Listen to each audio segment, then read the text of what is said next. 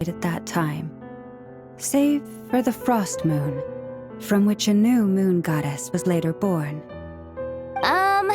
Am I missing something then? 'Cause the stories say that the moon goddesses were born on the moon, but doesn't Columbina say she was born in Nodcry? Huh, you're right! Why do their birthplaces differ? What's the difference between the two generations of moon goddesses? Also, remember what Sandrone said? Her scans detected 4 moons. In other words, 4 moon marrows. Technically, the result of the scan means that 4 moon marrows were detected and positively identified as moons in that moment. In other words, this piece of information alone isn't enough for us to know how Miss Columbina is doing right now. Yep, we have no way of staying up to date on whether she's dead or alive. She's on her own for now. But at least she's trying her best to get back to us. Yeah. She's a tough cookie. And a sore loser, too. We have to trust that she'll find a way. Because we really need her power. As much as it pains me to say it, we've got no chance of beating Dottore in a straight-up fight. He's much too powerful. It wouldn't even be close. That maniac is going to devour everything in his path until he reaches us. We need to find someone or something that can stop him before he does anything worse. I'll be frank. Our only hope of defeating this false god is with a real moon goddess on our side. I'm not just saying this because Columbina's a friend and I want her back safe and sound. It's just the truth. And I know that even she was no match for him when he attacked, but I don't have a better solution. We're not giving up on saving her, whether she can defeat Dottore or not. Right. Don't worry, Miss Sandrone. We're all aligned on saving Columbina. No one's trying to argue that we can only justify saving our friend because it will help save the world. This is about multitasking. We want to save both. So, she's more than just a moon goddess to you guys? Absolutely.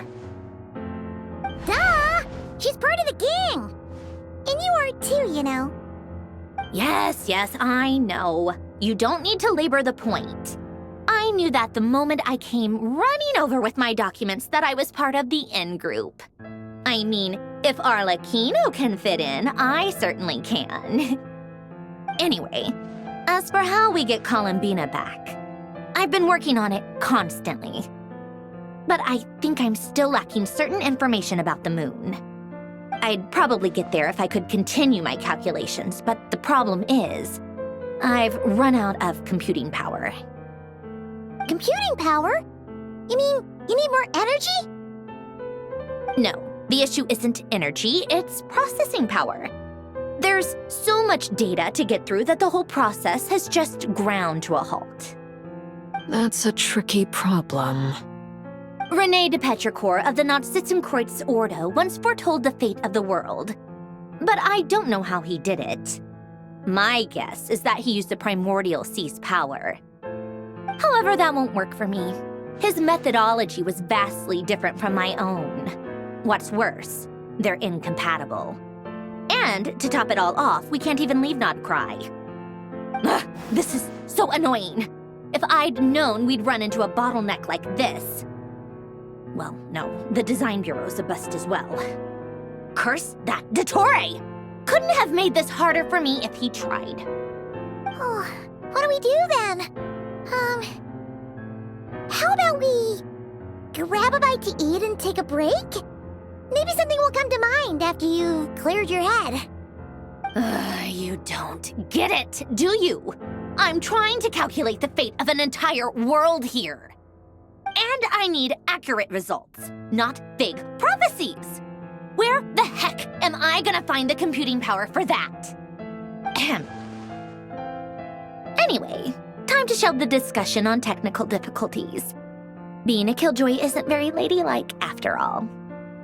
Either way, we've done what we can. Rest well, everyone. Remember to let us know if anything new comes up. Hat guy? Is he hinting that we should talk outside? Let's go somewhere a little more private.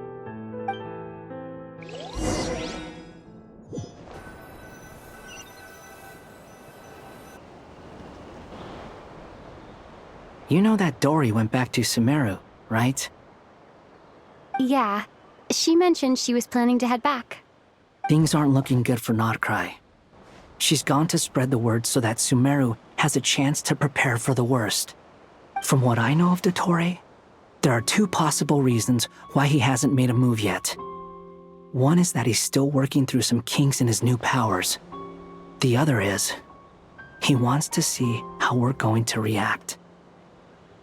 He'll easily devour everything eventually, so I guess he's in no rush to make it happen. The first false god he made was me. Now it's his turn. Even though my records were erased from Irminsul, Dottore's ideas haven't changed one bit. He once told me that becoming a god was like turning yourself into a hungry wolf or giant serpent to devour the moon. Clearly, he began studying the moon goddess's powers long before he even tried making a god. He's always wanted to get his greedy hands on divine authority one way or another. And in the end, he devoured the moon where I failed. In the desert of Sumeru, there is a chessboard built by King Deshret, also known as Al-Akhmar. I don't know if it was a real game, or if he was just trying to challenge his servants and citizens in some way.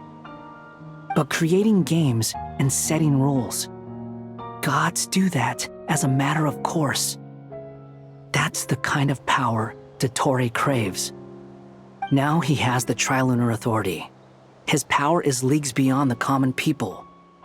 I don't think there's any point in other nations rushing to the front line. They're better off focusing on defense and hoping they can fend off any threats that spill out from Notcry.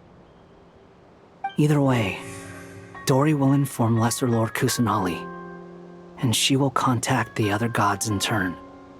The Seven will have some recourse available. If nothing else, their protection should keep the rest of the world from descending into chaos as quickly as Notcry has. So on the bright side, even if Notcry is doomed, your friends in other nations won't be in any immediate peril. That's good to know. But I'm not ready to give up on Notcry yet. There's a word for people who refuse to let anything go. It's called being greedy. Maybe it sounds greedy to you, and probably naive too. But whatever you call it, that's what gives me the determination to keep fighting. Battles are fleeting, but the will to fight is a long-term commitment. Give up for even a moment, and your resolve will shatter. Why do you always feel the need to do the right thing? No one is born to be a savior. I mean, who's gonna criticize you if you fail or give up? Don't take this the wrong way, but Dottore said something similar to me. I guess the Fatui attracts people who don't believe in saviors. Not necessarily. It's less about belief for me. I just want to know how determined you really are. After all, I don't owe anything to anyone else here. Only you. You look kinda worried. If your arch-nemesis was about to achieve their ultimate goal, I think you might feel a little worried too. That's true. Dottore is about to become an omniscient, omnipotent deity. That's gotta be a bitter pill to swallow. Still, you're calmer than I expected. Obviously. I have to admit that my past self was a reckless fool who misunderstood not only the point of revenge, but how to achieve it. And as much as I want my vengeance, I know I'm not gonna get it by acting alone. If the world's taught me anything, it's to think before I act. Too bad it never taught me any other virtues, though. So, I am going to destroy Dottore. No matter what it takes.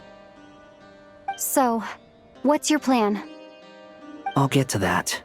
First, tell me, what do you think of Sandrone? Just like Paimon said, she's a friend, part of the gang. How much do you trust her? This is a serious question. Think carefully before you answer. Although she's with the Fatui, she has her own values and she's helped us a lot. If nothing else, she's clearly going the extra mile for Columbina. I see no reason not to trust her. If you say so. In that case, the three of us need to talk. I have some thoughts about her computing problem. It can be solved, but it will come with a cost. How much? If I can afford it, I'll cover it. Sometimes your heroism really backs me into a corner.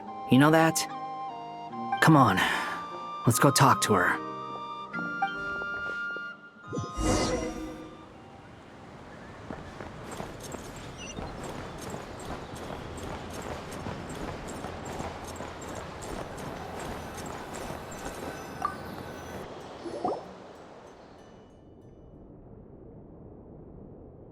Miss Androne, Traveler. Hey there. Paimon's here too! She was just helping them sort through their things. How did your chat go? That was fast. The call only just ended. Well, you said it was urgent, so we got here as quickly as we could. Albedo, I have some alchemy questions for you. I see. Looks like my knowledge proved useful after all.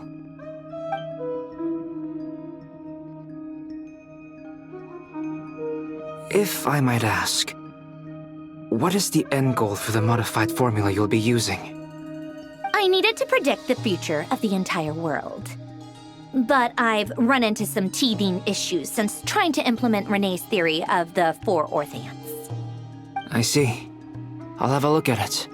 Still, computing power is the real issue here. How do you plan to solve it? About that, it's been sorted. Oh, with the Traveler's help? Actually, you're not wrong. She found the person with the solution. Was it Hat Guy? Yeah, it was him. Wow! Go Hat Guy! Seems like all that time studying at the Academia is paying off big time. But where is he? Wasn't he the one who asked Albedo and I to come here? Come with me.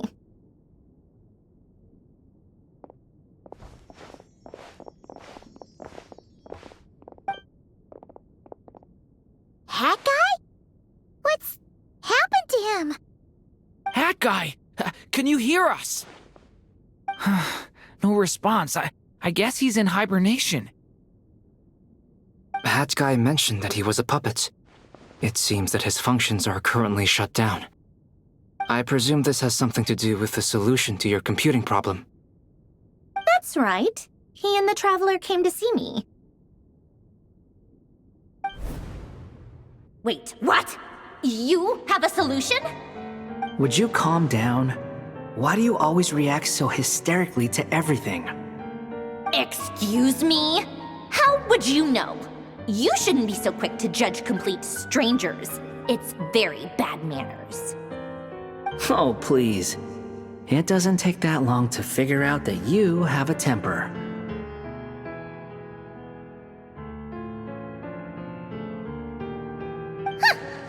Where does a mere student get that kind of confidence? I've actually published more papers than you. Not that status counts for much. Even Paimon's applied for academia admission. Huh? Are you serious? See? This is why I can't be bothered to explain myself. She recognizes no one's skills but her own. Okay, fine. I'll hear you out.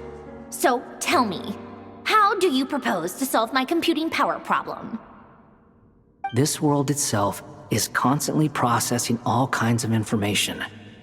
If it's the world's future you're trying to calculate, you need a processing device that's designed to cope with that volume.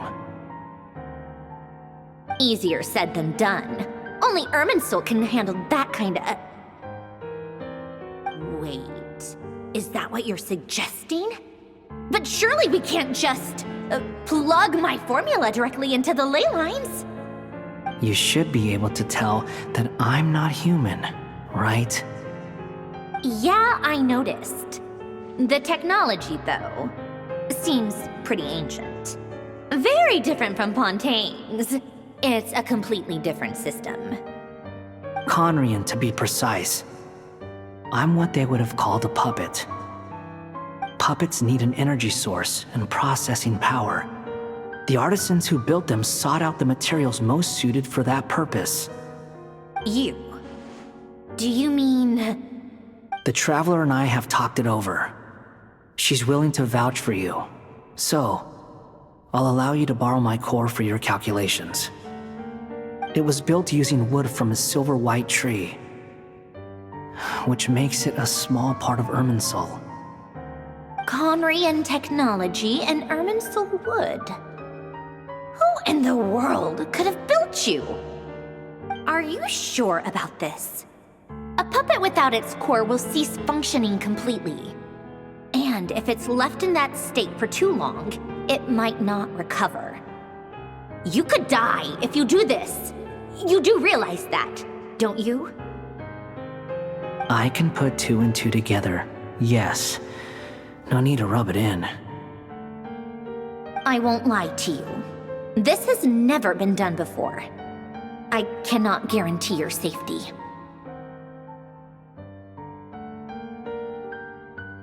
Doesn't matter. I'm prepared for the worst.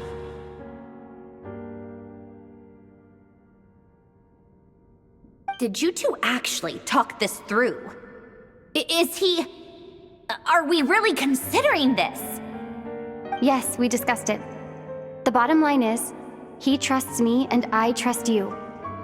Let's give it a shot, shall we?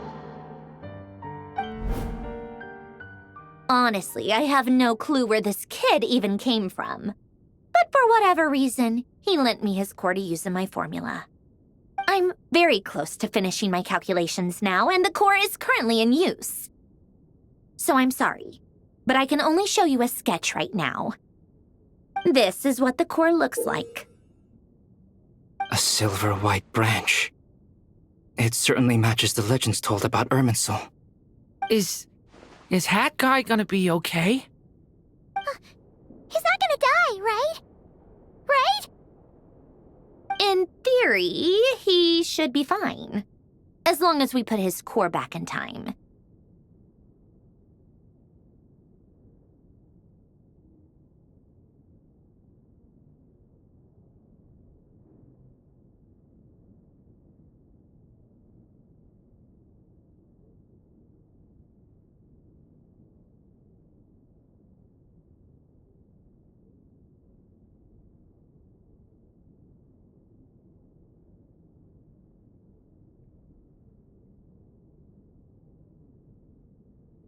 Beyond that, all I can say is that I'll try my best to avoid risk and make sure the core doesn't sustain any damage. I think I know why you called us here now. Someone needs to watch over his body and make sure it's protected until the process completes. Correct. He said that the only ones he trusts here are you two, and the Traveler. And the Traveler will have other work to do. He will have our undivided attention. Aw, Hat Guy. On a more positive note, things are progressing steadily on my end. I'll call everyone in for a meeting once the results are out.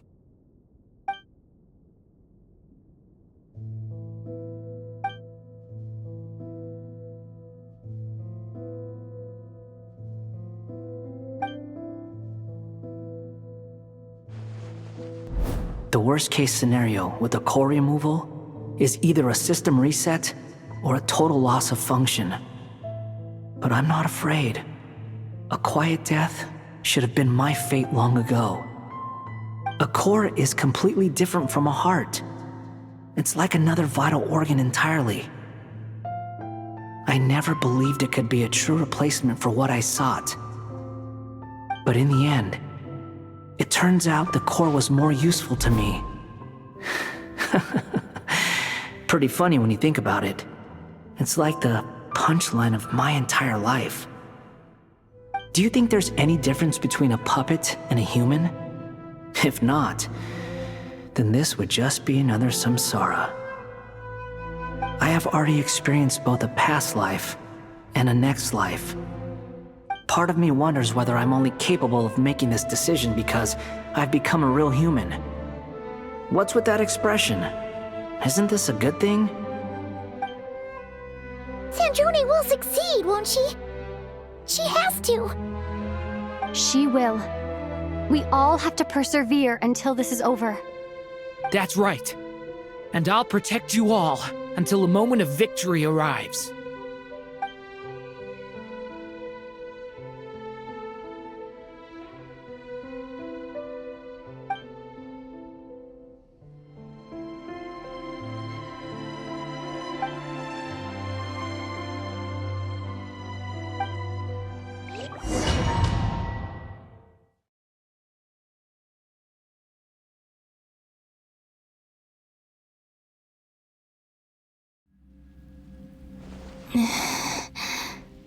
Who are you? Call me Sonnet.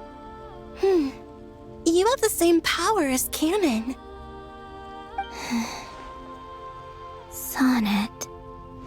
So, you're the goddess of the iridescent moon? Oh, goodness! You recognize me?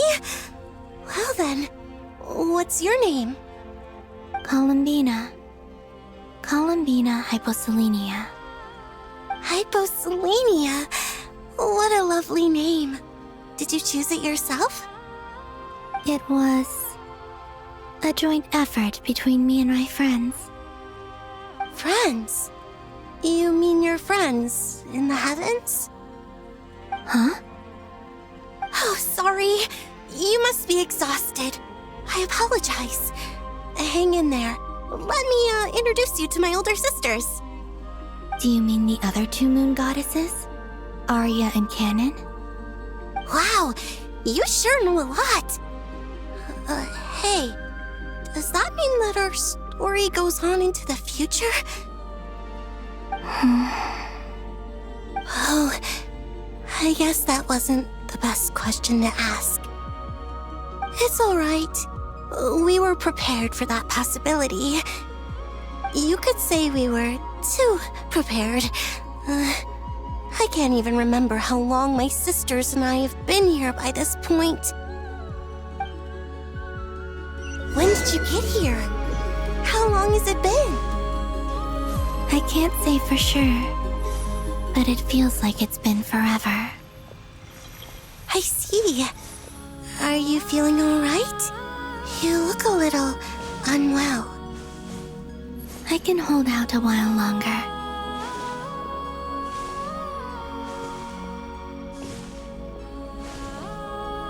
We don't have far to go.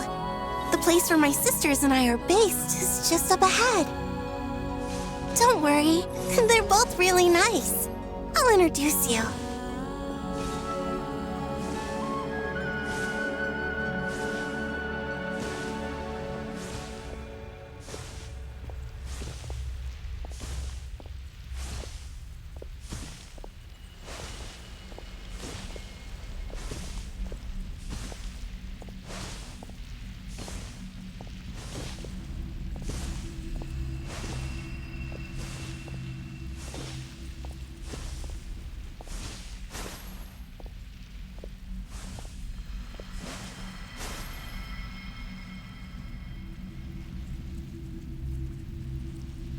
Sisters! I'm back!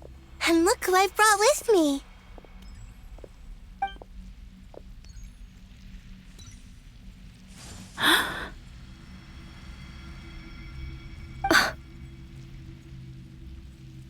It's our lovely little sister, born in the far future. The pleasure is all mine.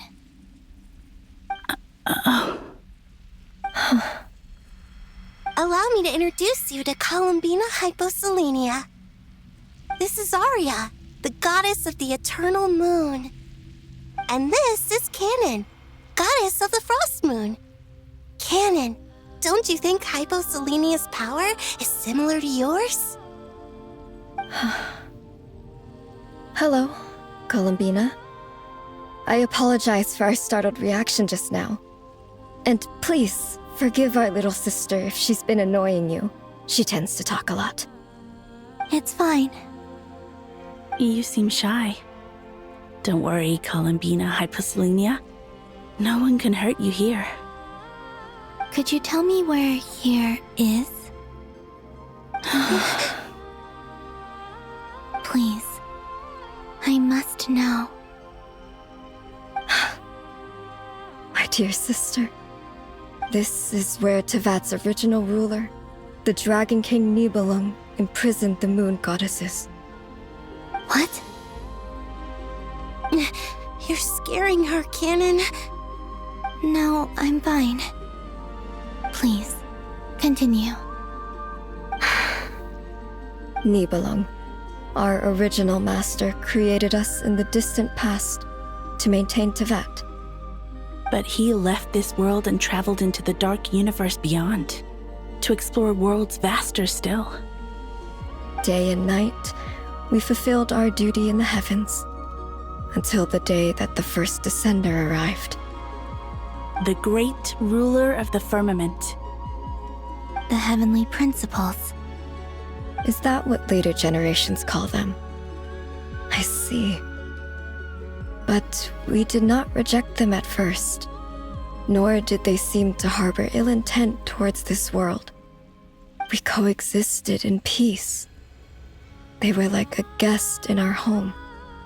Slowly, however, we came to realize that our guest had a growing desire to change and dominate the world. And you didn't stop it? No. There was an order to the rules they set up that Nibelung never taught us. We wanted to know if this order would bode good or ill for Tevat. All right. Canon and I wanted to know. Sonnet was against it from the outset.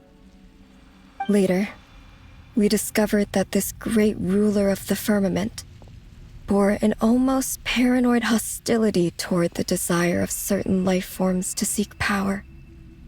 Or perhaps they feared them. They would even cast down celestial nails as manifestations of their power, to punish the civilizations of the world below. Only this was far beyond mere punishment. Right. Their rules brought order, but the price people paid for merely testing the limits of those rules was far too great. I did everything in my power to help the punished escape catastrophe, but still, too many lives were lost. The ancestors of the Frost Moon Scions were some of the ones you helped. But just when we had decided to take countermeasures, the Dragon King, Nibelung, returned. And so began the War of Funerary Flame. So, that's the name the world gave that war in the future. Well, who won in the end? As far as I know, the Heavenly Principles won, although it came at a great cost. They remained in Tevat, where they continue to rule to this day. And the world's original master, the Dragon King Nibelung, was destroyed. And what of the moons? Are there still 3 moons in Tevat's skies? You can tell us the truth, Columbina. We know we are but remnants of a bygone age. We are prepared for the answer. Only the Frost Moon remains. But it has been cast beyond the false firmament by the Heavenly Principles. The eternal and iridescent moons were both shattered during the war. So death finally came for us in the end. Sonnet. But you're still here, aren't you? A moon goddess cannot live without her moon, Columbina. She's right. That's why I began to disappear. Because the frost moon is cut off by the false sky. How much worse it would have been if it were outright destroyed. Our souls may endure within this lunar palace, but if our moons are destroyed, then we shall disappear the moment we depart from it. I'm sorry. There's no need to apologize to us, dear sister. If anything, we owe the world an apology. If only we'd decided to act sooner, rather than arguing amongst ourselves. all the more reason not to spend this time in regret and repentance. Instead, we should focus our efforts on how we might help our future sister. Sorry? Don't you see, Columbina, your story is not yet over. Is that not why you are here?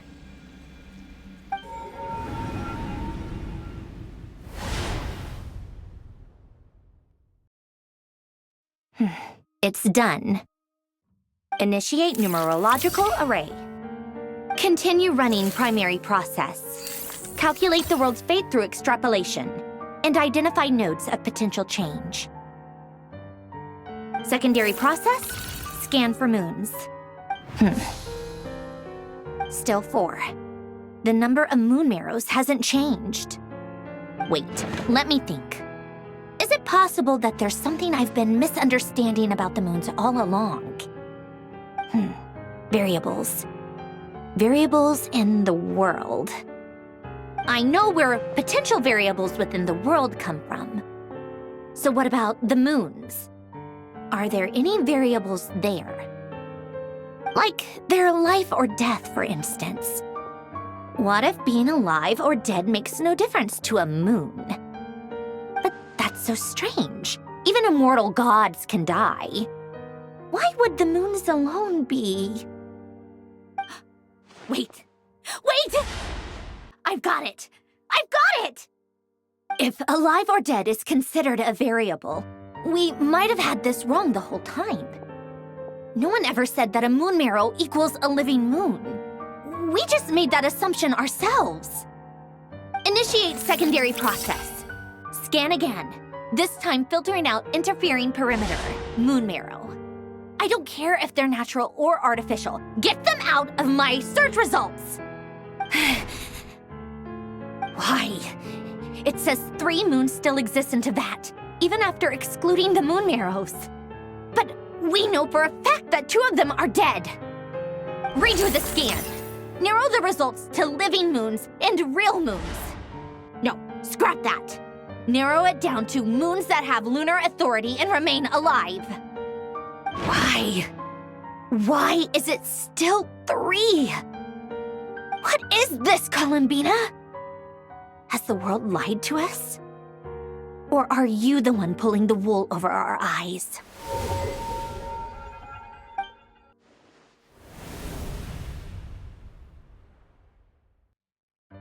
So, you think that the moon's reflection might be where Nibelung imprisoned the 3 moon sisters? Yes, it would explain a lot, such as why that space would respond to a moon goddess's power, opening the moon gate at her command. It would also explain why Miss Columbina has been unable to leave, and why time flows in reverse there. In the messages she sent, Columbina promised us she'd find a way to return, but we have no way of knowing how, when, or where this might happen. The fact that she still has yet to reappear in this world indicates that returning from that place is no easy feat. We cannot afford to simply wait for her. So you're saying, if she could return by her own power alone, she would have done so long ago? Yes, she certainly wouldn't leave it to this late stage when it's so touch and go.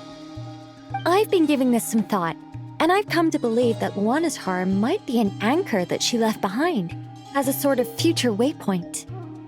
This could also explain why Luanatar is always by the traveler's side. Sounds like a plausible theory. If that's the case, there must be some criteria we need to fulfill to allow Columbina to return to the present. The question is, what could they be? Hello? Listen up! This is extremely important!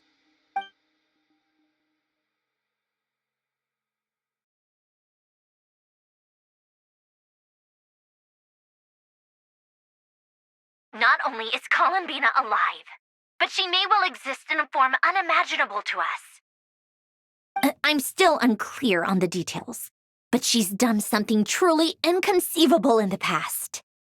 And the clue to what she's done lies in the moon and Tevat's sky. Truly amazing. Oh, I'm so delighted for her. I'm sure we all feel the same. And I'm sure Columbina is ready to get back here and fight by our side.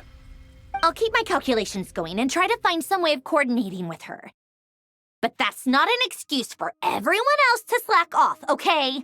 All of you had better keep trying to think of solutions. How can the dead moon still live? And Luanatar?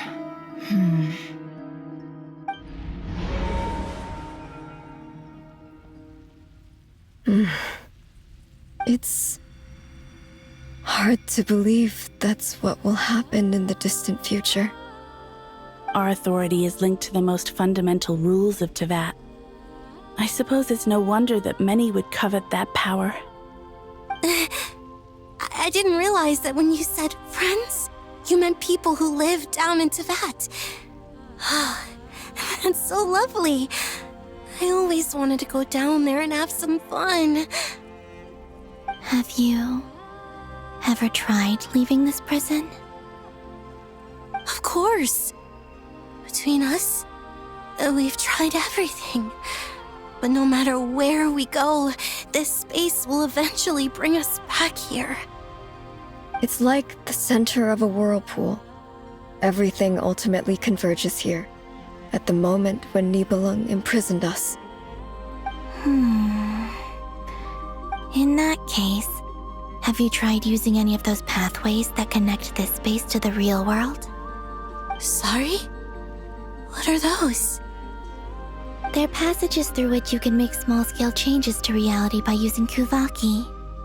Or am I the only one who can use those passages? Because part of my soul remains in reality. Kuvaki. What is that? You don't know? It's a unique kind of elemental energy found only in Nodkrai, the land from which the moons arose. Oh. Well, it's true that the moons first rose up from the part of Tevat you say is called Nodkrai. But there is no difference in the elemental energy between there and anywhere else. What? Could you show us some of this Kuvaki hyposelenia? Maybe if we see it, it'll make more sense. Okay.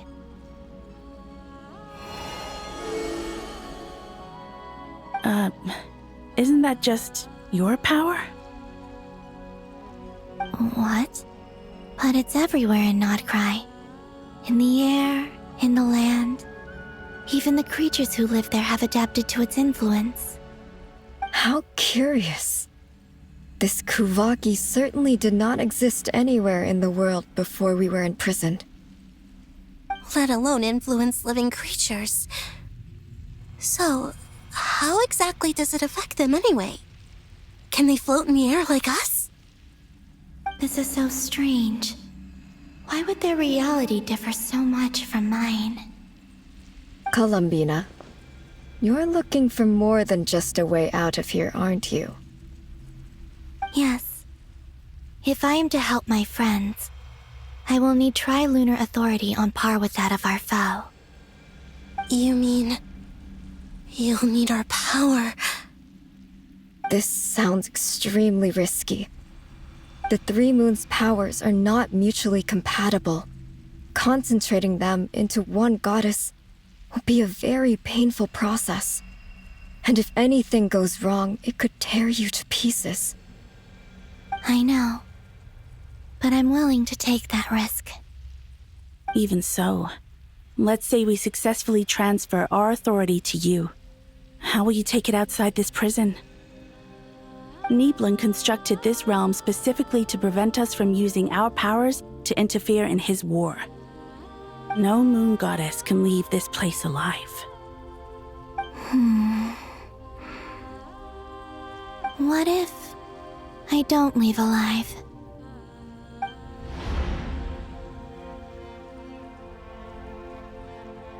Where do we even start? How are we supposed to figure out what we're meant to do to help Columbina?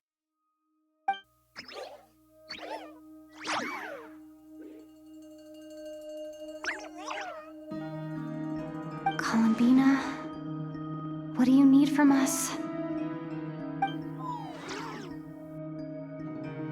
If she really got to the beginning of time in there, how do you think she'd leave us a message?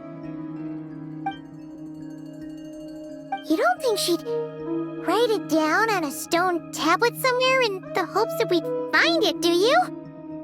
Seems unlikely. Columbina may not talk a lot, but she thinks deeply about issues like this. Let's review what we know. This is the Columbina who fought alongside us against the Reikir of Solnari, and with whom we celebrated Moon Prayer Night. She knows our personalities, our ways of doing things, even our unique strengths and abilities. So, if she wanted to tell us something from a long, long time ago, what would she do? Oh.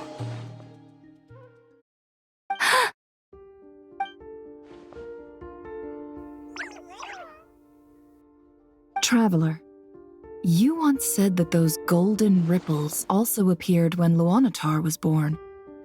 What if Columbina left Luanatar here, not just as an anchor to the real world, but for some other purpose?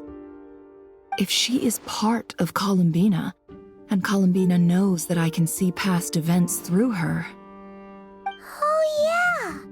Like when you peeked into Rare's past through his heart! Nefer, wait!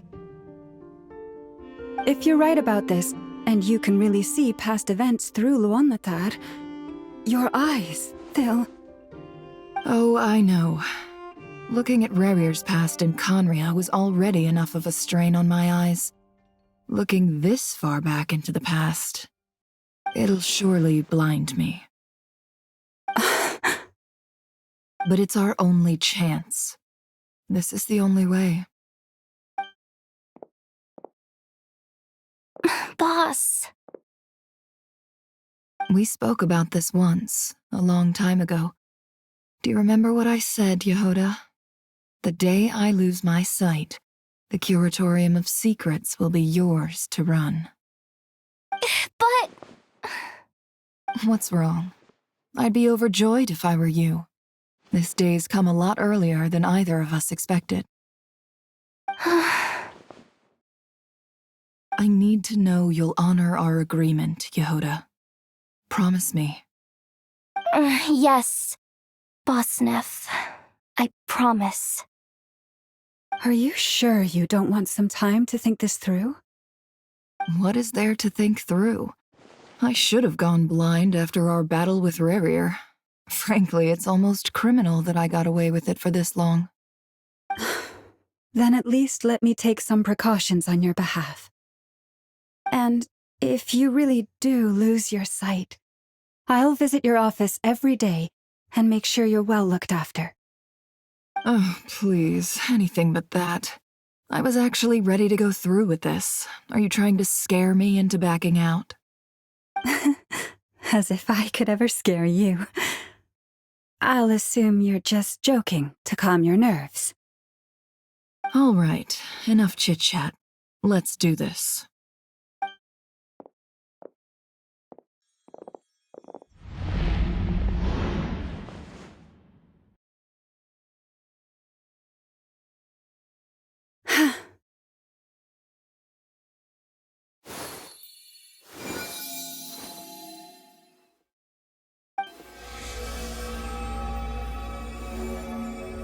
Well done.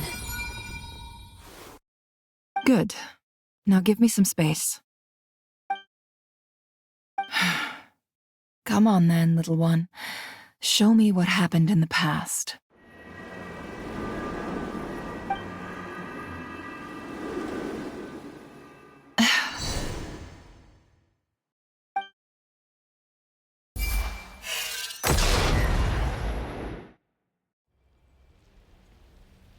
Between the Trilunar Authority, Kuvaki, and the soul-surviving moon, the Frost Moon, I think I might know how to get back.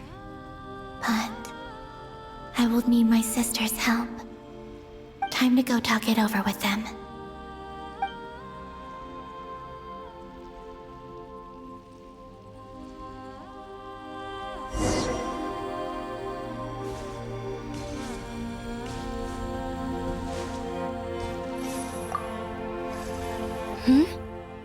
Have you decided what to do? I hope it's not too dangerous. You really scared me when you said that thing about not leaving here alive. Come on, let's go find the other two.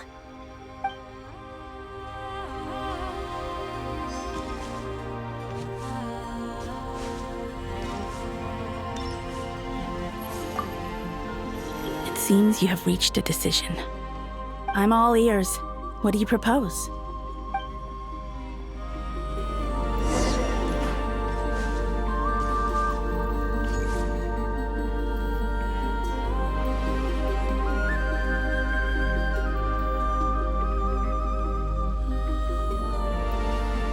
Have you figured it out, Columbina? Tell us, how do you plan to leave this place? I intend to die here, in this moment, and then be reborn in the future with the help of my friends. What? What are you saying? How can the dead be reborn? And how will you inform these future friends of your plans? You can't exactly leave oracles. Nothing can escape this place. Not a single ray of moonlight. And even if you found a way, what if they never find the message you left for them? You'll... No, that won't happen. Come again? They will find my message. I'm sure of it. I'm not following. How exactly will you achieve this? It's quite simple, really. First, I will leave my soul here.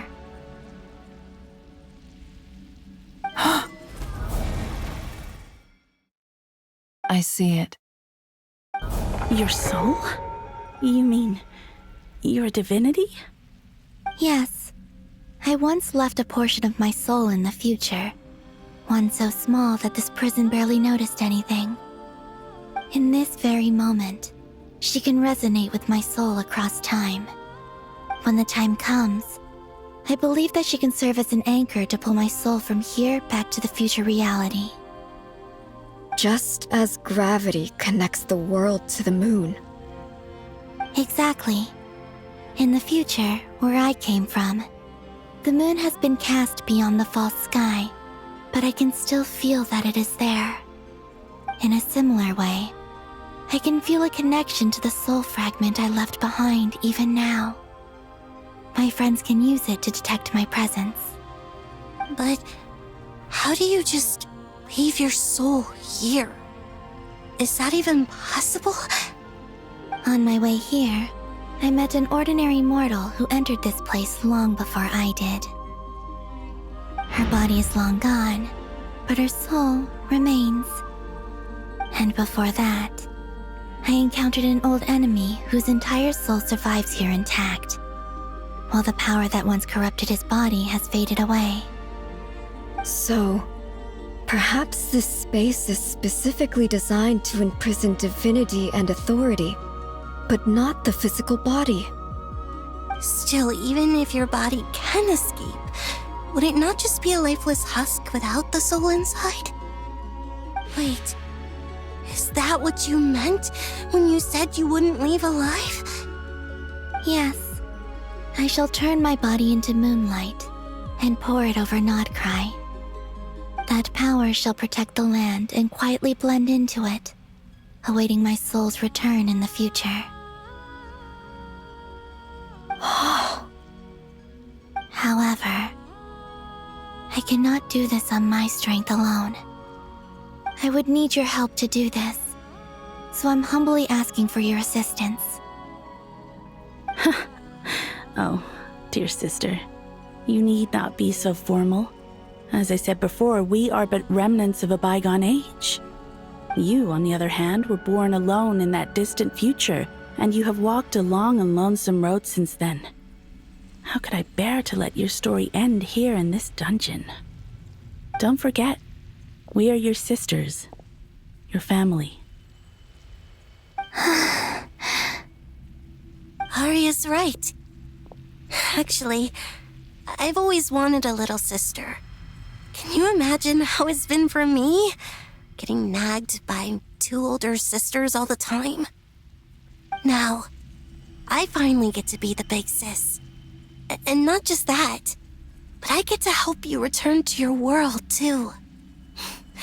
How could I say no to that? Sonnet. Canon? I'm sorry. I know this is a bold request. The Frost Moon is rightfully yours, and it remains intact. Oh, no, please, don't misunderstand me, Columbina. I was just thinking back on the years that the 3 of us once spent together. You cannot imagine how happy I am to hear of the future world you describe. The Frost Moon Scions, your lovely, kindly friends. For the 3 of us, whose purpose in life was to maintain the peace in Teyvat, it is a great relief to know that the people of this world live in such an abundant future. If your plan can save them and save Nodcry, I will gladly give you all that I can. Besides, the 3 of us have been together since the day we were born. I could never abandon them to live on alone without them. Canon. Still, I do have one question I would like to ask you before we proceed. Certainly. What is it? Why do you cover your eyes?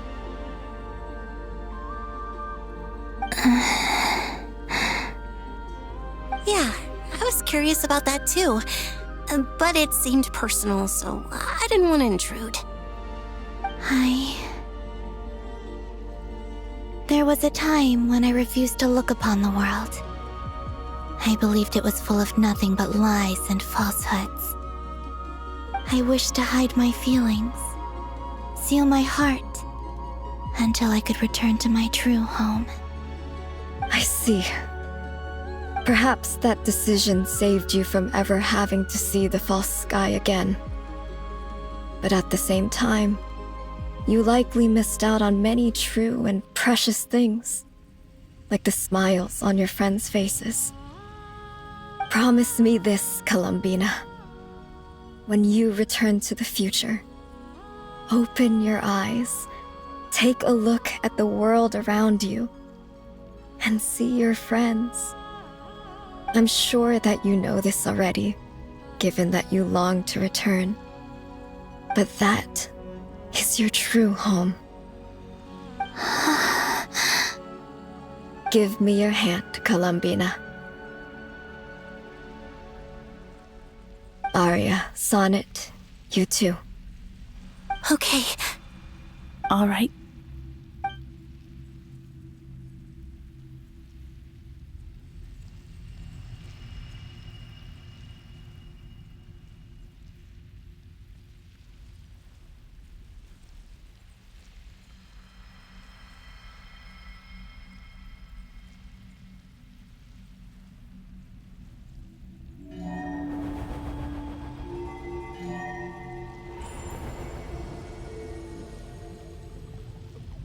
We once were the song sung for eternity, but now it is you who must continue to sing.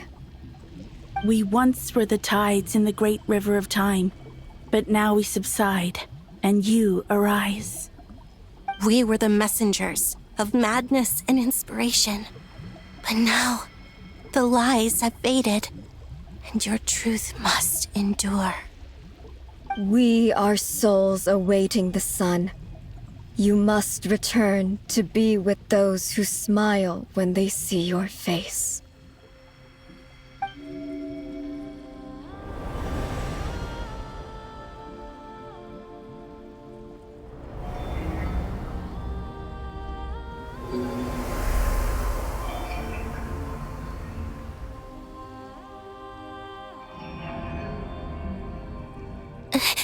Is it done? Yes. We have transferred the authority over all 3 moons to Columbina Hyposelenia. From this moment on, she is the Tri-Lune Goddess, the one and only moon goddess of this world.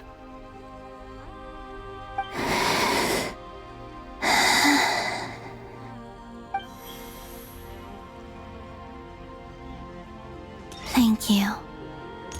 Thank you, my sisters. Now go, and do what you believe is right, Columbina Hyposelenia. Be aware that we cannot grant you the power of the 3 moons beyond these prison walls. The conflict that arose over their remains following our disappearance will still take place. I understand. Sisters, oh, my body. It feels... Now that we have given up our power and authority, our bodies are merely mortal shells. This prison is dissolving them as we speak. It's okay, Sonnet. The end must come for every god, just as it does for every human.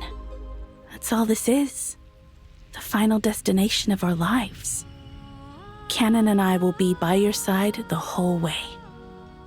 We have one final request, Columbina.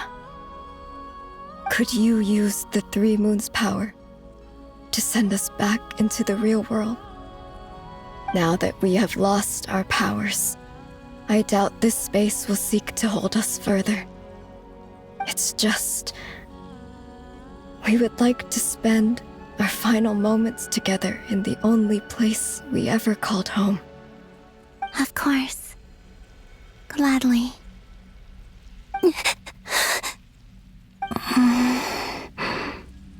Sonnet. Yes? Don't... I wish I could tell her not to give in to the abyss. Not to be afraid. But is this really what I should say at this moment? Don't forget. I'm so glad to have a big sister like you. No, Hypo. Thank you. I'm okay. I'm not afraid. As long as my sisters are with me, I won't be afraid. It looks like this is goodbye, sisters.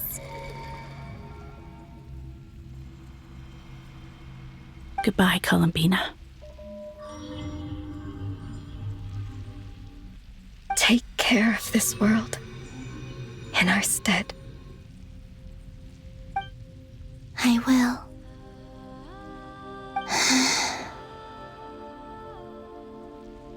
And now, it's time for me to bid farewell to my body, too.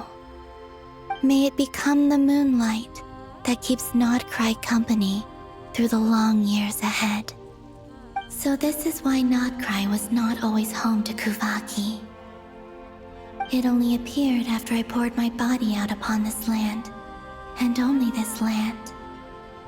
Kuvaki responds to me because it is me, my body, answering the call of my soul.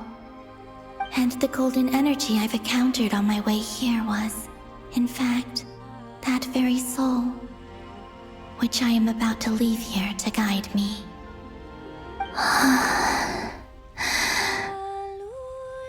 O power Trilune, eternal moonlight. I, Columbina Hyposelenia, lay aside my body. Let it be cast into the dark night to illuminate the future. May it be a companion to all who dwell beneath the moon.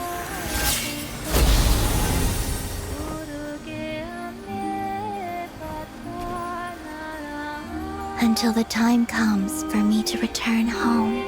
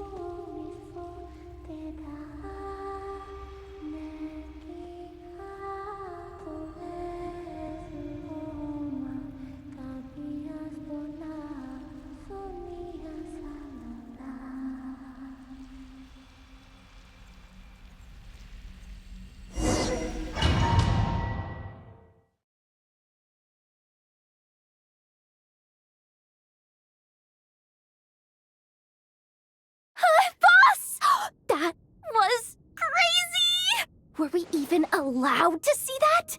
Is anyone? Oh, can you still see? How many fingers am I holding up? I see 2 fingers, and a look of sheer terror on your face. Truly astounding, Miss Nefer. Your eyes have glimpsed the very ends of the world, and yet they remain as sharp as ever. Or is the credit for this miracle due to Miss Lauma? It seems that even time itself is no match for your medical skills. Surely you jest, Mr. Flint. I suspect we have Columbina to thank. She must have realized the immense toll that the ritual would take and purposely set aside some of her power in the past to protect Nefer's eyes when this moment arrived. There is always a great price to pay for witnessing the truth, but it seems that this time, Columbina has shouldered that burden on our behalf. She chose the perfect method of getting a message to us. Though her eyes were always shut, she was clearly so perceptive. She knows us well. She knew exactly how we would think and what we would try. Despite being separated by time and space, we're seeing the same possibilities and seizing the same opportunities. We still don't even know if she's okay right now. But as long as there's a chance we can do something, we'll fight to make it happen. We'll get you back somehow, Columbina.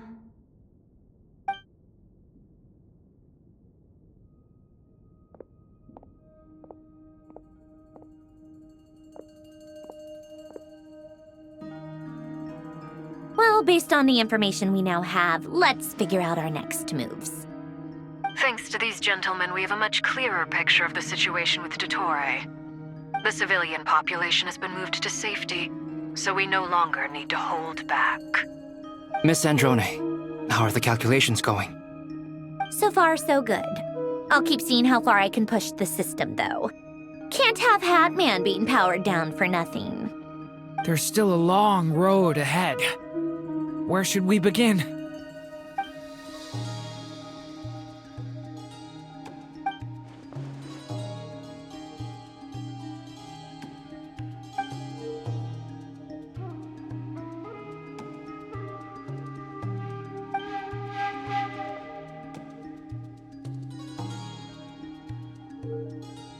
Our plan is clear.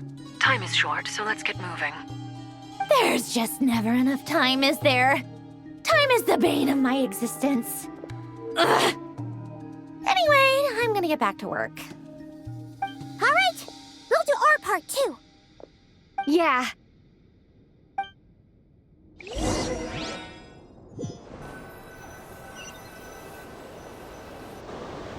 Albedo's theory says that elemental energy can dilute the light realm's power.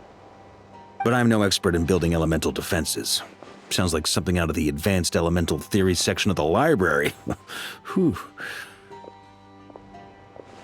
You seem quite troubled. Well, yeah. I mean, who doesn't get a little flustered when they're completely out of their depth? You were the very picture of confidence back when you approached the Hexen Circle. Yeah, I could have been faking it through that whole meeting for all you know. Who's to say I'm not just a ball of nerves in a charming and gregarious package? Oh gosh, really? I'm so sorry, I had no idea. Well, you're all the braver for it. Still, I was much more in my comfort zone than I am here. At least in Mondstadt, you can cry for help from a cliff top and actually stand a chance of summoning Barbados himself. Things have never looked bleaker than they do now. If we don't pull this off, Tevat's doomed, isn't it? Oh, you think so? Actually, yes. Yes, it probably is. It's a shame. Don't put too much pressure on yourself. Tevat has faced annihilation many times in the past, but it also gave us you, didn't it? Hey, don't give me that. It's not like I'm anyone special. I disagree. Every human born in this world is special. We angels have always believed that.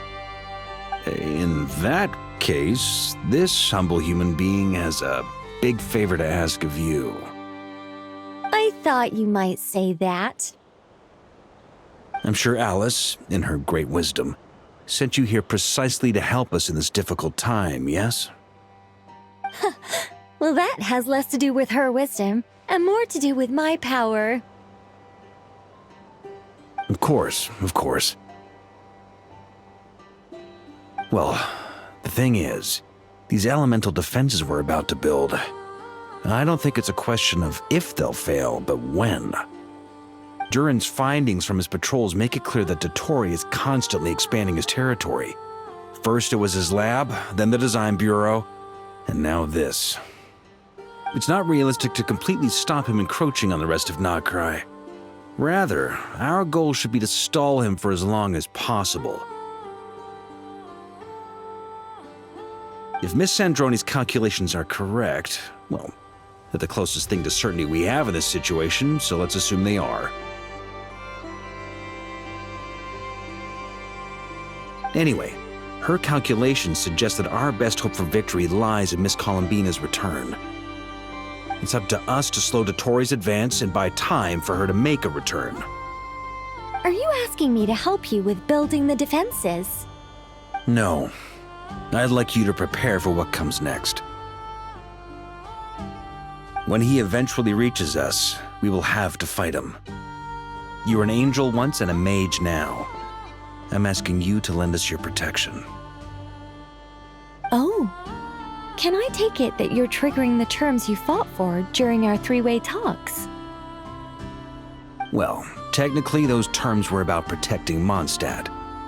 But if you're happy to agree to the change in location, then yes, let's do that. You're cashing in on this much sooner than I'd imagined.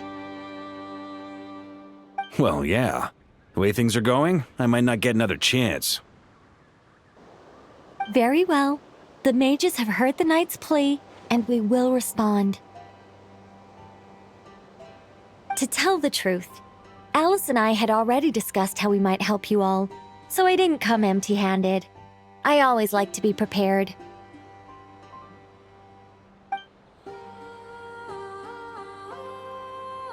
This is...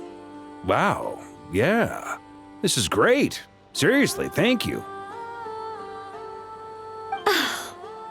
been many long years since I had a chance to dazzle humanity with a little divine intervention. To humbly serve as a reliable and responsible guide. Anyway, Knight of Boreas, please accept this gift in recognition of your great virtue. Go now. May the angel's blessing deliver you safely to your destination.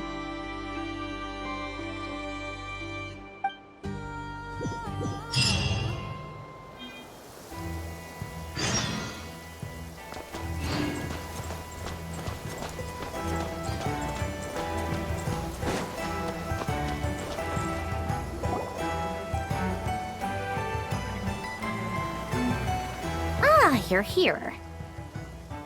Sandrone! How are things going? Glad you asked. You two are about to become the first people to lay eyes upon my masterpiece.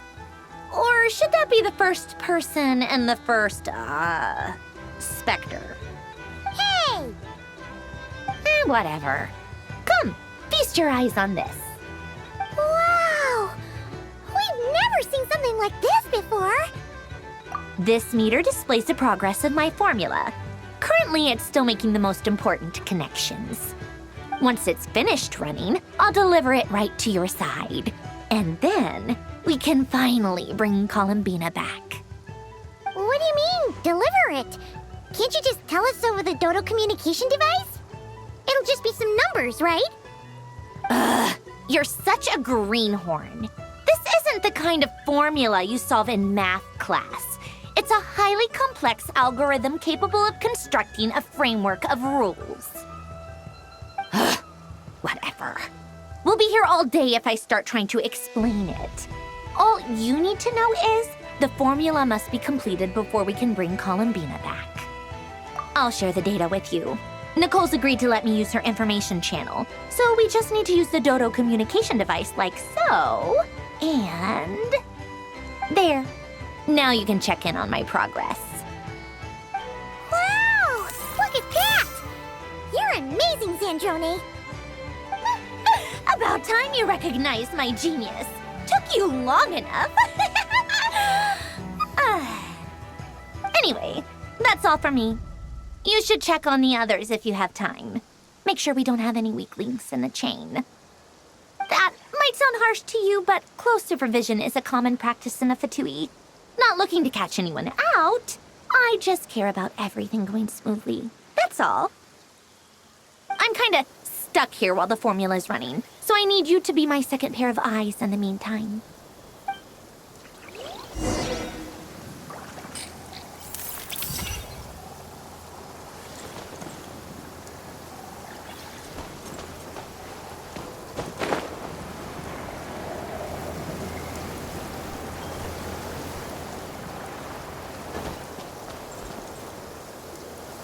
Yes, Miss Moonchanter? What are you staring at? You always address me in the strangest ways. Lady Moonchanter 1 minute, Miss Moonchanter the next. Yes, and? Are either of those incorrect? Not as such. It's just that I simply call you Nefer nowadays. Uh-huh. That's my name. What's your point? The point is I don't add any honorifics or titles. Meaning what? That maybe we're on friendlier terms now than we used to be. Is that how you see it? And I thought I was the one with eye damage. Never! Wilma! Paimon, traveler.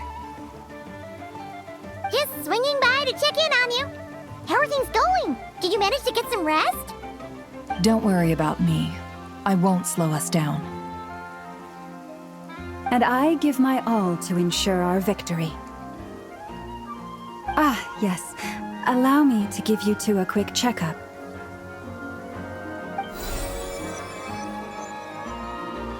Hold on. You're both in good shape. You're welcome. You'll have your work cut out for you in this battle against Dottore, so make sure to get some rest in first. keep an eye on her. Don't you worry. I'm glad to hear it. Take good care of yourself, too, Paimon. Sure thing.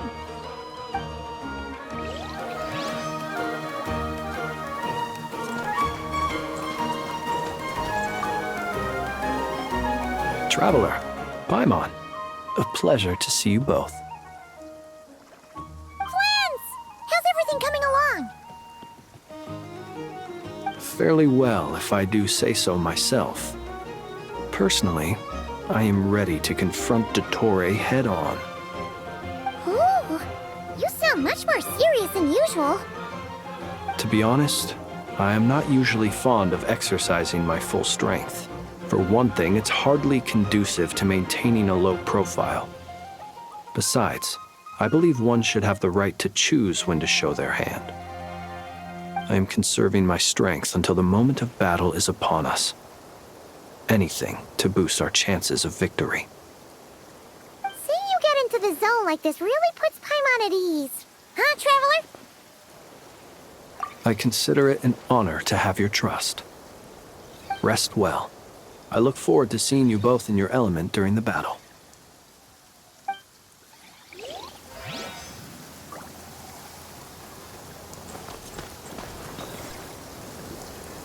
Thankfully, Miss Nicole has come to our aid.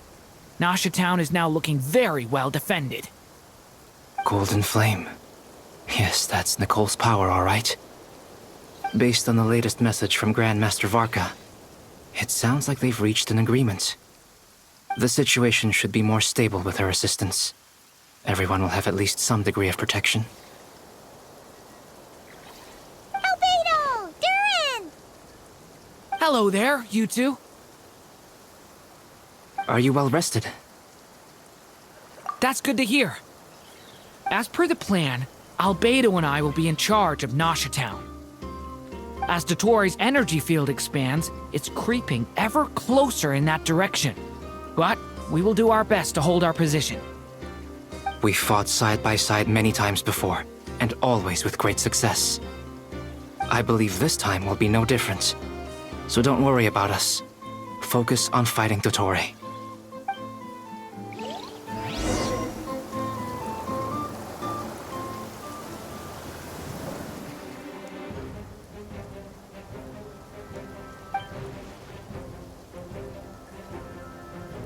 Here they come. That's quite a horde. As we expected. Get ready, everyone. Take your positions and prepare to engage. Let's begin. I'm at the ready.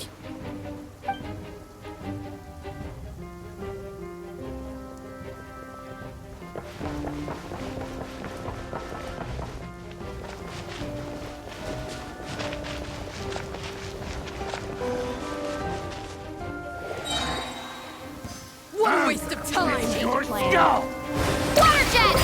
Wipe out! Be silent. Close. Fear the dark. Observe. To dust.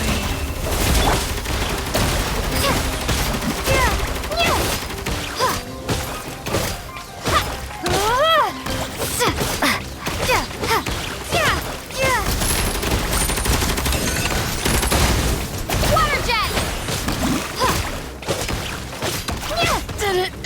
Take too long. Another one.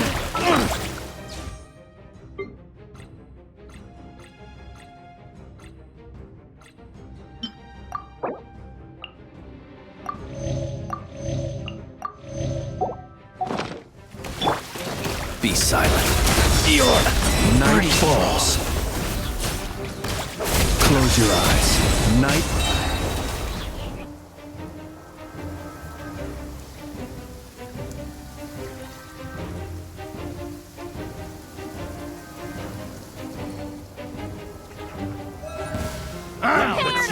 For the everlasting forest. You poor lost. No more lies. It all adds up. The mystery unravels.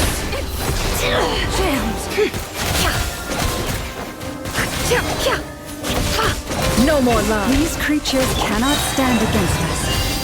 Oh, fighting talk. Just don't let your guard down. That goes without saying. I'm hardly the risk taker in this group. Excuse me?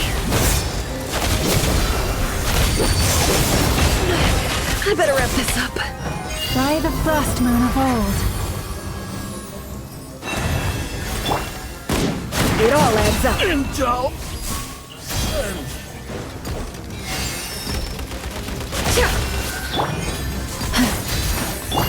No more lies. Tactical clue. The mystery unravels.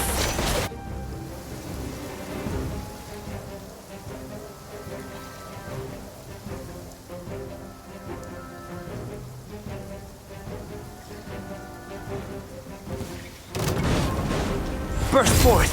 Moment of birth! Devouring? Law! The abyss is burning shadow!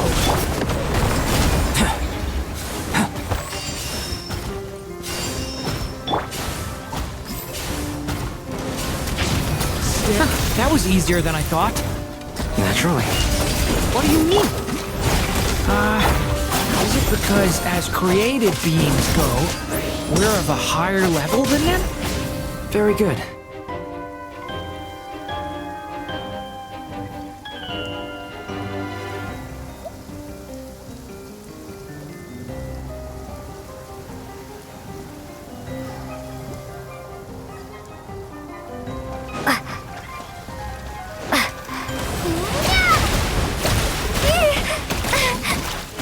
For the everlasting forest. Forest, protect. The deception ends here. It all adds up. Be silent. Observe. To dust. People have always used fire to drive away wild beasts. Wouldn't a lantern work just as well? You read my mind, my dear friend. I was just about to say that. All right then, dear friend. Bring the light.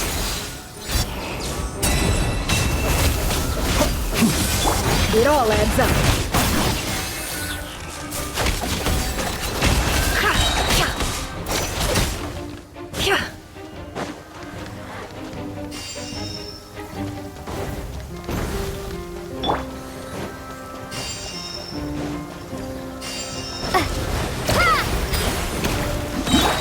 The mystery unravels. No more lies. It all adds up. You poor lost land. By the frost moon of old. Bombs away! Observe. To dust.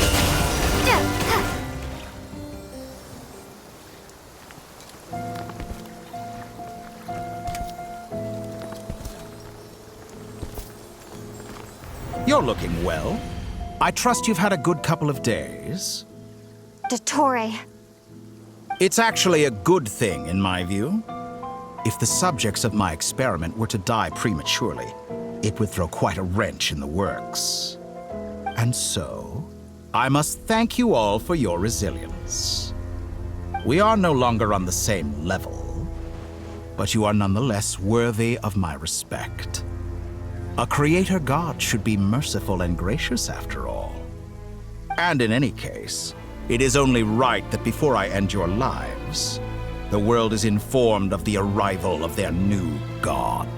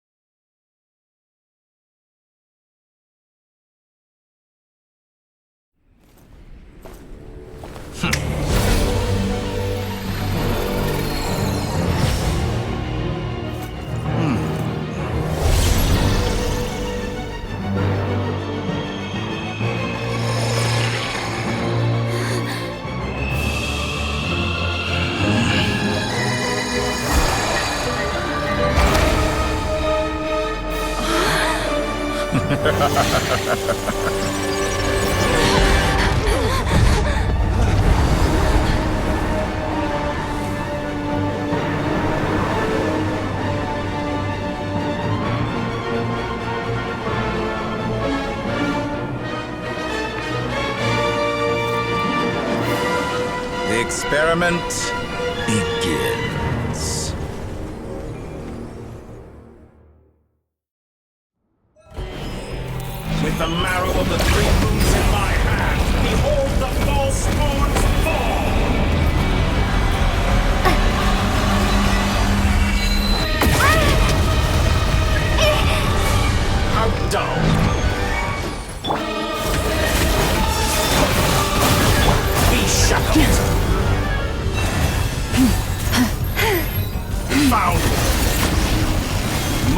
breath openings up.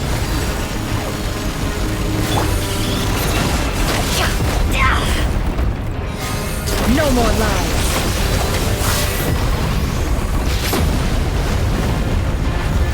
Did you honestly think? Entropy bends to me.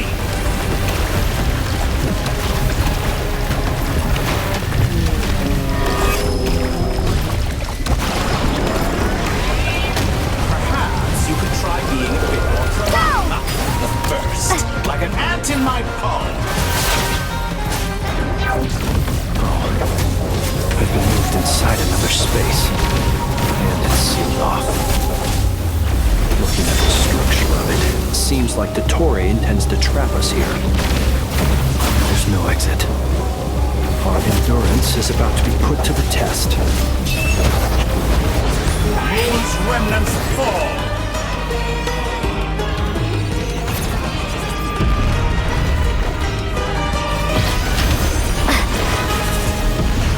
Stalling for time. How inefficient.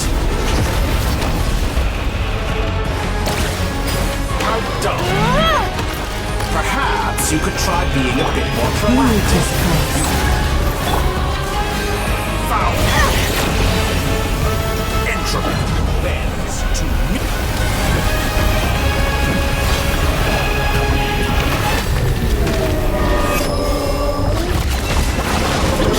Can't hide the truth. How dumb. Forest Protector. No more lies. In my hand, behold the false moon's fall.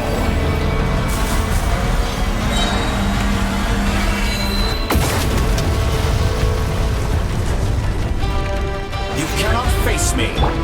You poor Foul. miss. Moon's remnant.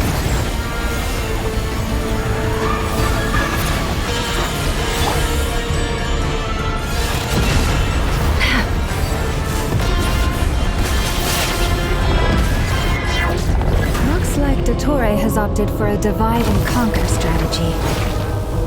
But we will not allow him to triumph. Now, I shall pray for our victory.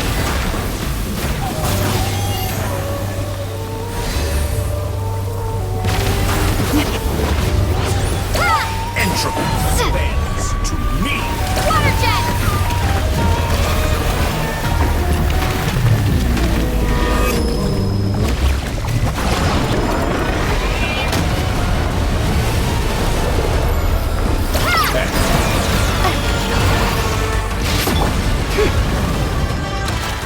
It all adds up. Reverse.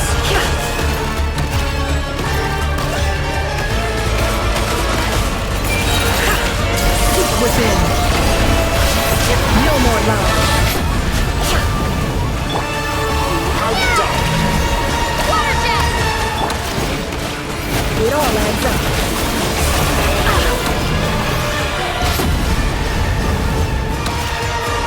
Moon's remnants fall.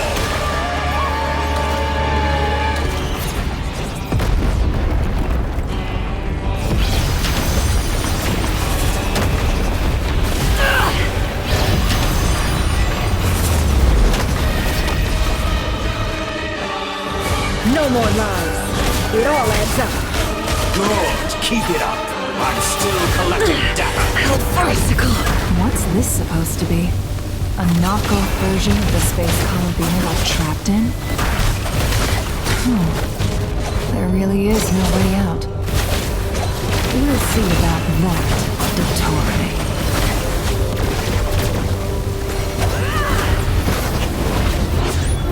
Entropy. I have not intended to take your teammates from you. But you have a choice. Obey, and I can release them. An excellent deal if you ask me. Won't you consider it?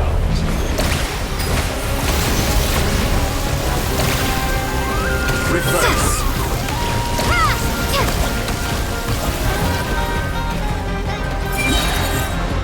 Bombs away!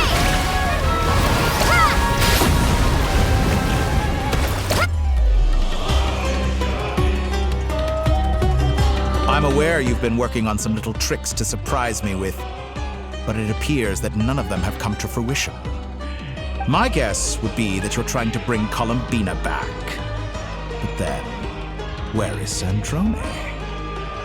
Or are you trying to buy time for her? I always found their friendship to be a curious phenomenon. Two highly incongruent personalities, and yet they share a deep connection. Speaking of Columbina, I once saw her as like a younger sister.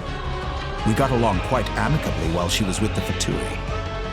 But then one day she suddenly decided she would refuse to take part in any further experiments.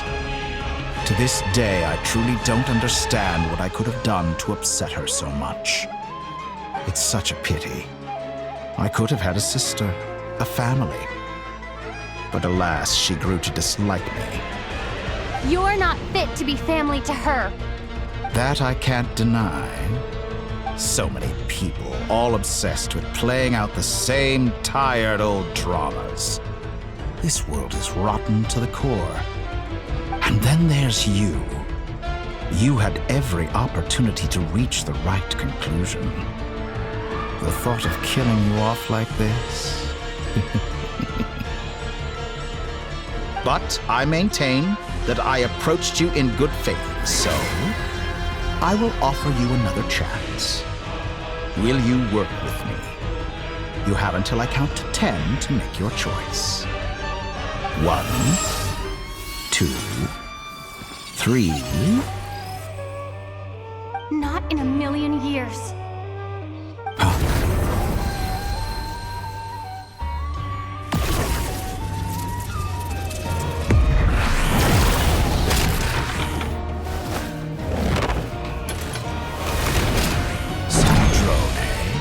What a pleasant surprise. I didn't think you'd join us all the way up here. You're as sick and twisted as ever. Don't fool yourself into thinking anyone's grateful for the chances you're offering them.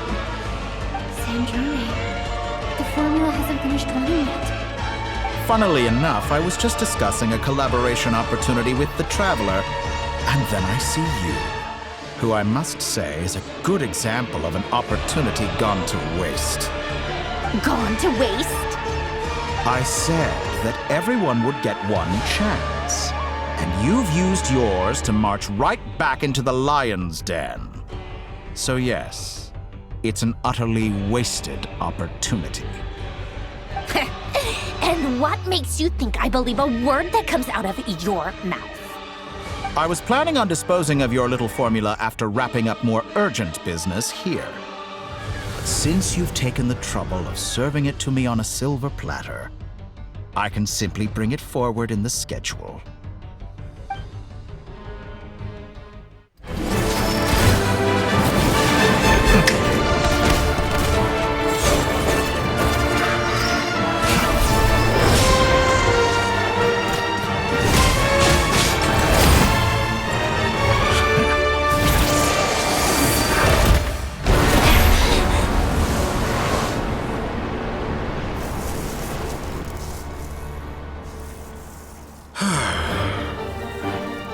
Is this your life's work?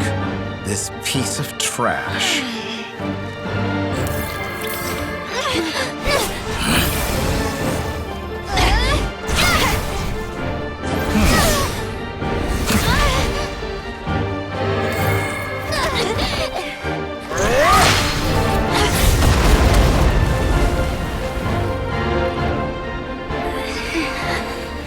Your formula runs too slowly, Sandrone. You put your hope for success on others instead of fighting dirty. That is why you have failed.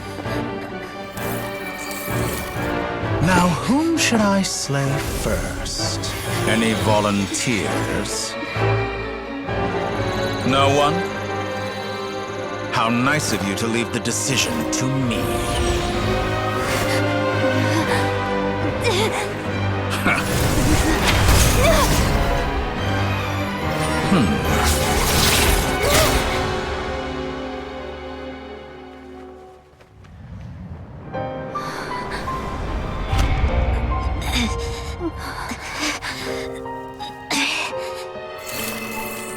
Oh, how unexpected. Sandrone, any last words for me, comrade?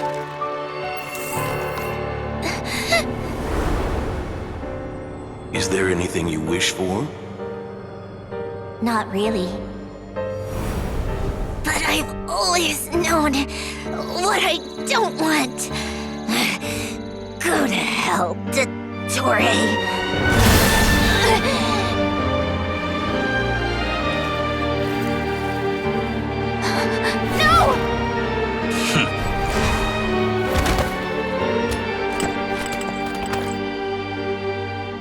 And now, you have failed.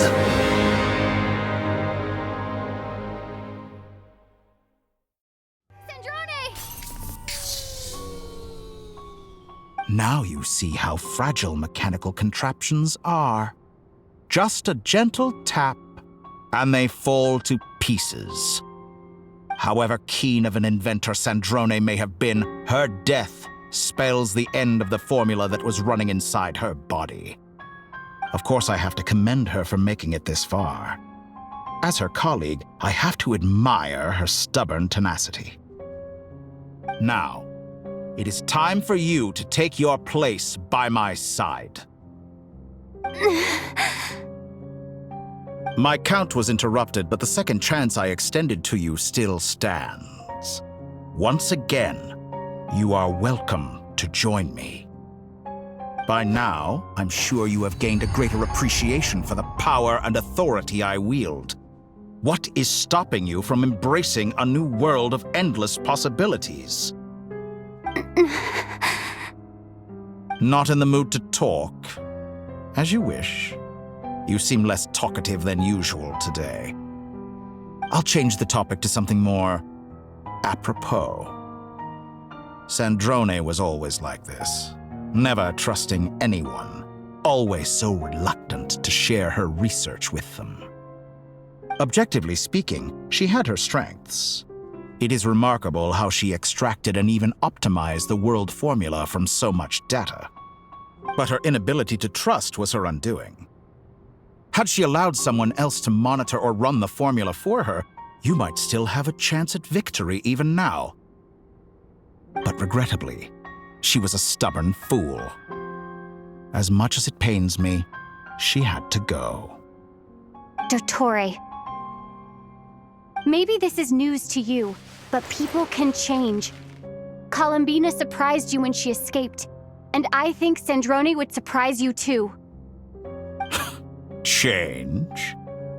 You can twist the truth however you want, but I see it clear as day. You're the one who can't trust other people. Is that how you see me? By this point, what can you hope to do about it?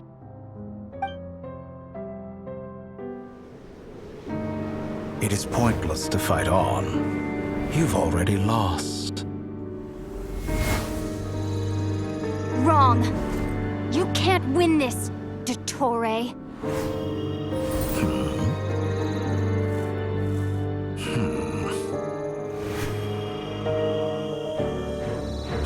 What?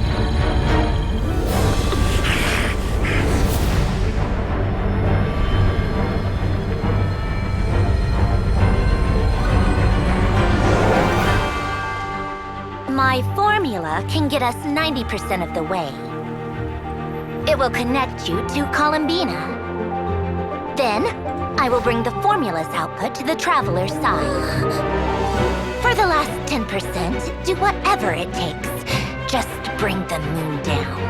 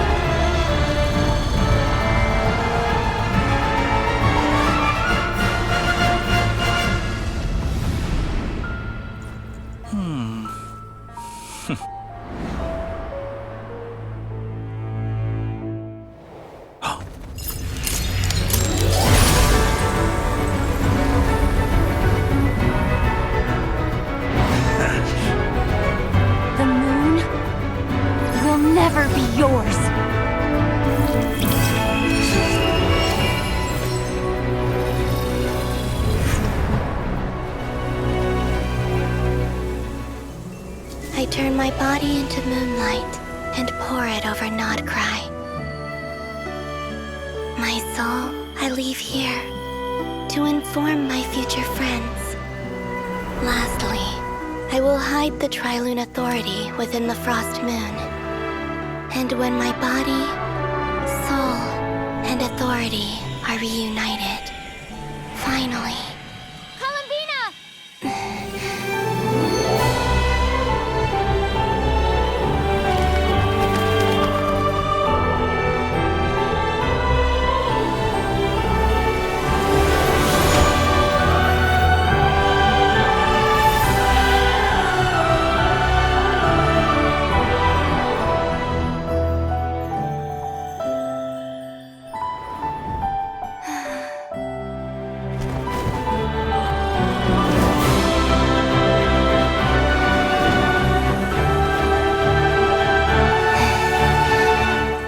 It's been too long. I'm back.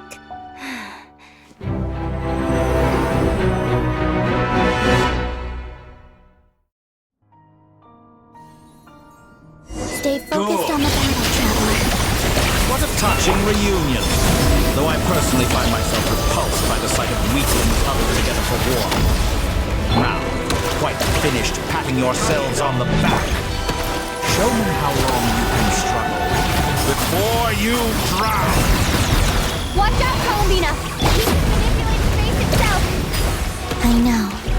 Wait for the right moment. We'll strike together. Moon's remnant!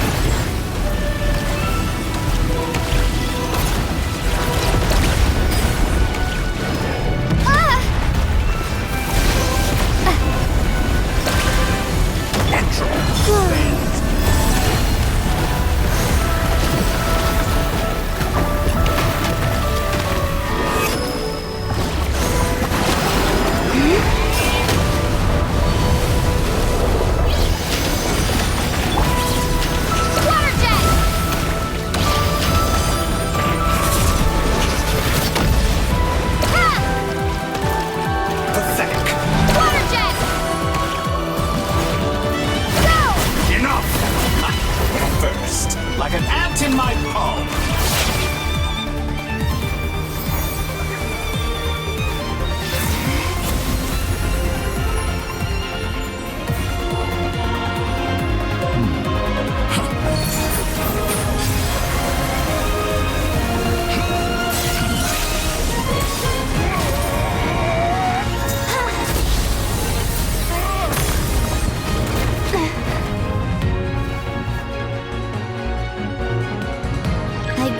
The new moon's blessing. The new moon shines upon you. I am growing weary of your stubborn resistance. It's over, Dottore!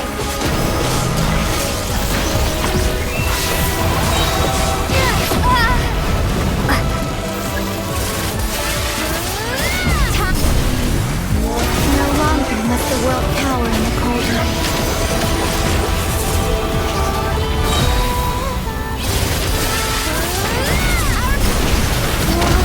The moonlight dispels the darkness.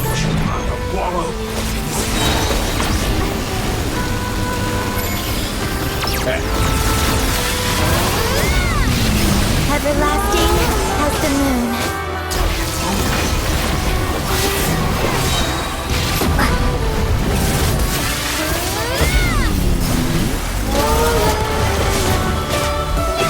Only I could have shaped the new world. Only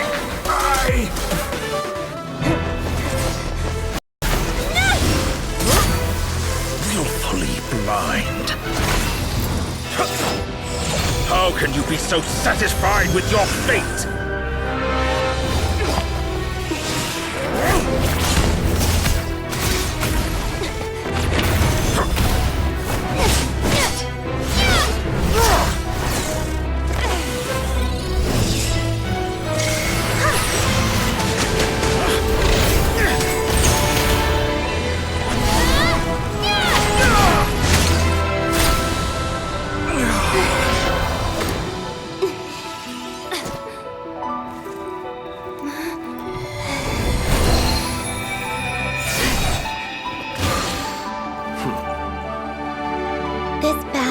never about fate. It's about friends, family, and the home you stole from them. So dull. Only the weak rely on each other for comfort. You shall see. Once I transcend fate, you will be nothing but fodder for my grand experiment! That will never happen.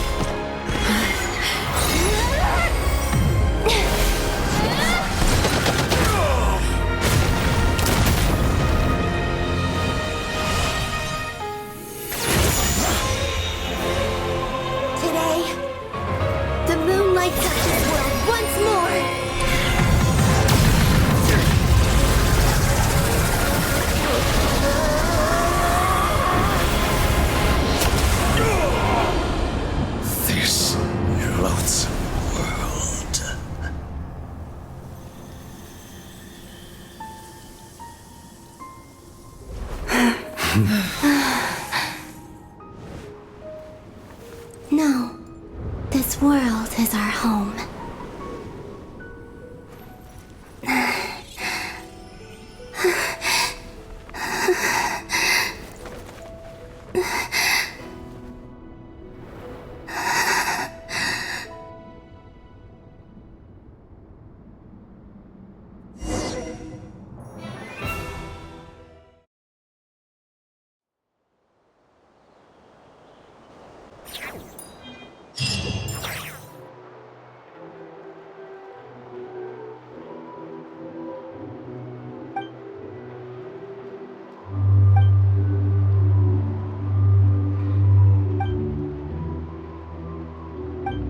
No, you're doing it wrong.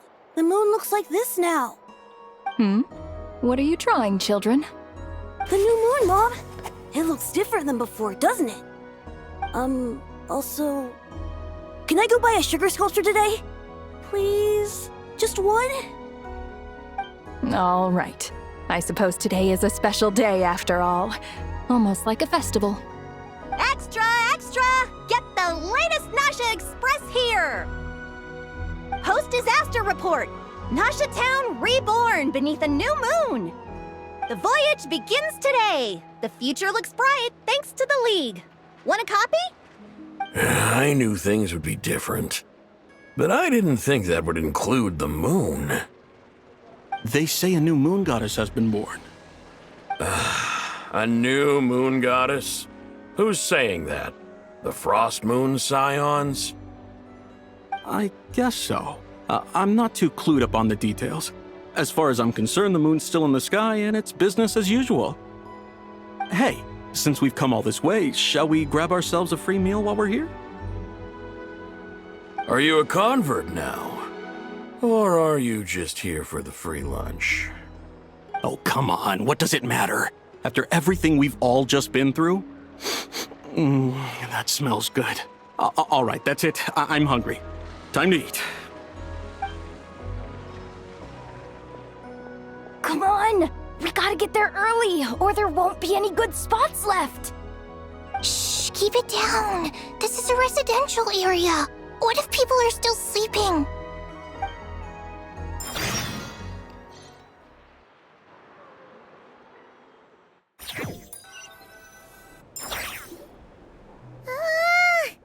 Why is it so noisy outside? It's okay. Paimon was pretty much awake anyway. It's been so long since we last had a chance to relax, huh? Feels like time is moving slower than usual. What about you? Did you rest well? Still winding down from everything that's happened? Or are you wondering how our friends are doing? Or is it about what Dotori said to you? Okay, if you say so. But don't push yourself, alright? Let Paimon know if you need to talk. What we just went through was a lot. It's totally normal if you need some time to get back in your groove. Luanatar disappeared after Columbina came back. Apparently, she was part of Columbina's soul or something. Still, Paimon kind of misses Luanatar somehow. But anyway, you did great. So did Paimon. We all worked our butts off to contain this disaster, and in the end, we made it. So, chin up, Traveler. You should be proud of yourself. Hey, don't poke fun. You should be glad that Paimon's growing as a person.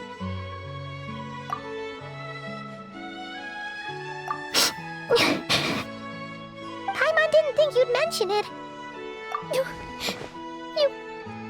You have no idea how anxious Paimon was. She was worried sick about you. Well, if you really want to show Paimon you're sorry, you're gonna need to make it up to her. You better be ready to splash out on a lavish meal.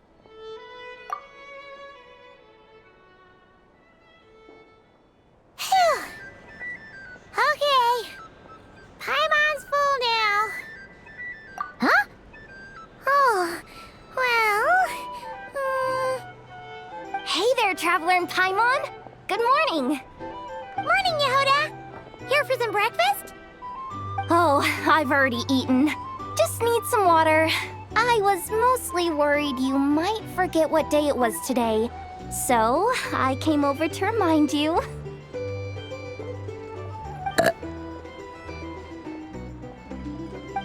Careful there, Paimon. Too much food will make you drowsy. Don't let anyone catch you hiding at the back and nodding off during the league meeting. You should probably be saying that to Aino. She's the baby of the group, if anyone. True. You know, I'm surprised that all these competing groups are actually coming together to try to solve things together. Definitely a first for Nodcry. Well, nothing like a region-wide calamity to bring people together. After that, surely even the most self-interested people have to realize that going it alone isn't worth the risk, right? Try telling Boss Neff that. She's not exactly convinced that people are gonna get with the program. Really? But if she's so pessimistic about it, why'd she agree to be the Curatorium's representative in the league? Probably 'cause even though unity sounds like a pretty far-fetched idea, the benefits it would bring make it worth a shot. I think things will work out, though. I swear, Nodcry feels like one big family now with everything that's happened. More than it used to, anyway. Paimon's with you on that one. And it seems like plenty of other people agree, too. Just listen to the bustling streets. All right. Everyone's been rebuilding these last 2 weeks, and the evacuees have been coming back in droves. Life's slowly returning back to normal. Which means my workload's probably gonna shoot back up. Were you about to head out? There's still some time before the ceremony begins, you know. Yeah, we were gonna take a stroll around the square and say hi to some friends first. Sounds good. See you later then.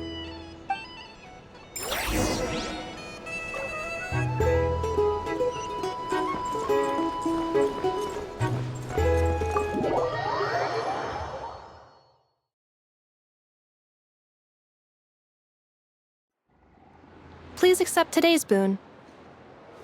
Have a nice day. Are Paimon's eyes deceiving her? Or is that Inefa handing out food for the Frostmoon Scions? Hello there. Would you like a Feast of the Moon, along with some snacks of the day? So, what's new, Inefa? It was only a few days ago when we last saw you, but it looks like you've joined the Frostmoon Scions in that time. And Aino too? What are you talking about, Paimon? We're just here to help, duh. In the wake of the disaster, it's all hands on deck. We responded to Lama's request for support. At times like these, the smallest good deed can inspire others and help them through the hard days ahead. And we're using eggs and heating tubes to make that a reality. In true Krumkake Craft Shop style! Enough! Did you hear that? The Traveler said I did good. The Traveler! That's because it's true, I know. Proposal. If you can resist eating today's dessert, I will provide you with compliments, too. No way! Well, that proposal got shot down quickly. I need something to get me through the hard times too, you know. Mom! Yes, dear. Go right ahead.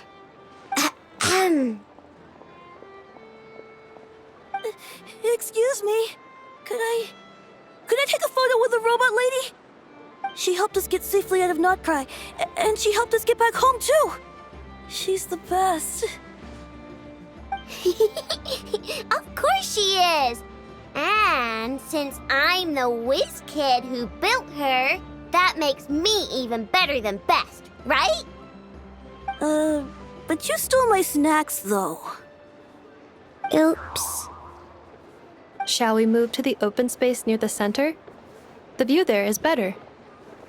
Thank you!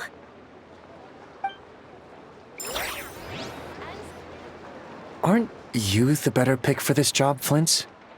You underestimate yourself yet again, Master Ilua. Not at all. I rarely come by Nasha Town.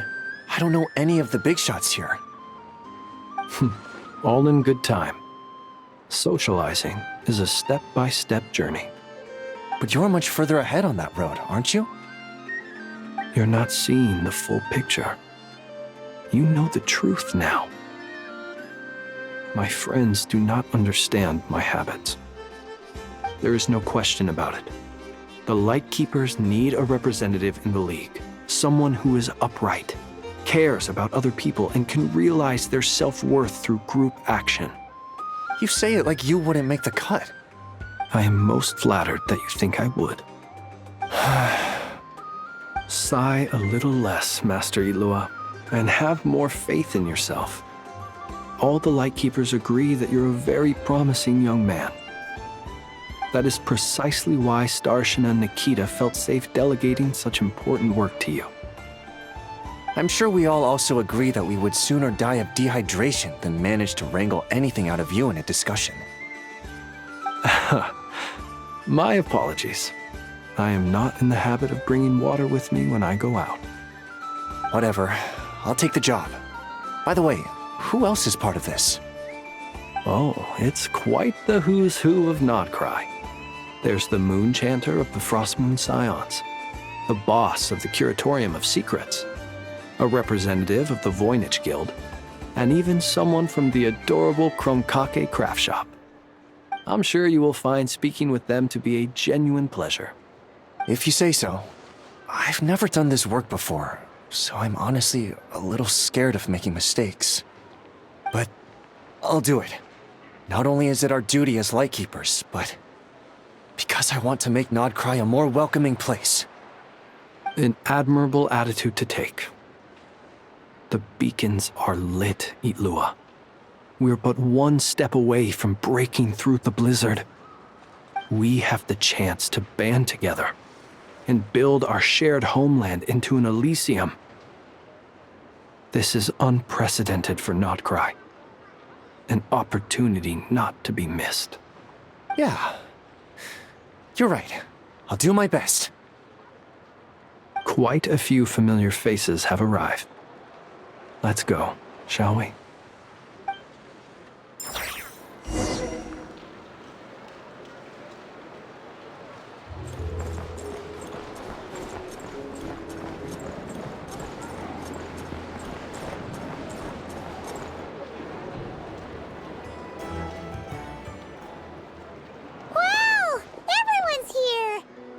You seem well rested. I know no one's asked, but I'm sure you all want to know, so let me just say, we're doing great. Thanks. Well, great, but not perfect. I'm starting to lose my mind from boredom. Can't drink a drop of alcohol while I'm waiting for my wounds to heal. I'm sure you had a sneaky swig or two. Wait, how'd you find out? I'm sure you must be missing Mondstadt after all these years away, Grandmaster. Yeah, you can say that again. Every time I get news from Mondstadt, it makes me want to go back and see the place for myself. Honestly, once things are wrapped up here, I think it'll be time to head back home. Hey, looks like someone's taking the stage. Can everyone see okay? Anyone need a boost? I'll just listen from the back. It's fine. You're taking this pretty seriously, huh, Durin? Well, it's not every day that I get the chance to see how people speak in official settings. Soak it up like a sponge. I'll make sure you get a chance to practice for yourself later down the line. Actually, I know just the thing. You can debrief the Knights of Favonius for me. Mr. Varka, are you forgetting that I'm not a Knight of Favonius? I can knight you. Any particular title you'd like? Is he joking? I really can't tell. You'll have to figure this one out for yourself. It'll be a good learning experience. It is my honor to host the opening ceremony for the League, and to have this opportunity to speak to you all in my capacity as Voynich Guild representative. Could this person also have been pushed onto the big stage by the real big shots? Guess I'm not the only one then. We come here today, having weathered the trials and hardships of yesterday, and having learned from them the importance of unity and cooperation. All right, here we go. Uh-oh, looks like Aino's off in Dreamland already. Wait, Boss is looking kinda drowsy too. What's up with her? Come on, get this speech over with already. Nodcry is our home, the land we rely on for survival. And as we chart a course for the future, may we persevere through the storms ahead as we sail towards a new era of prosperity, freedom, and hope.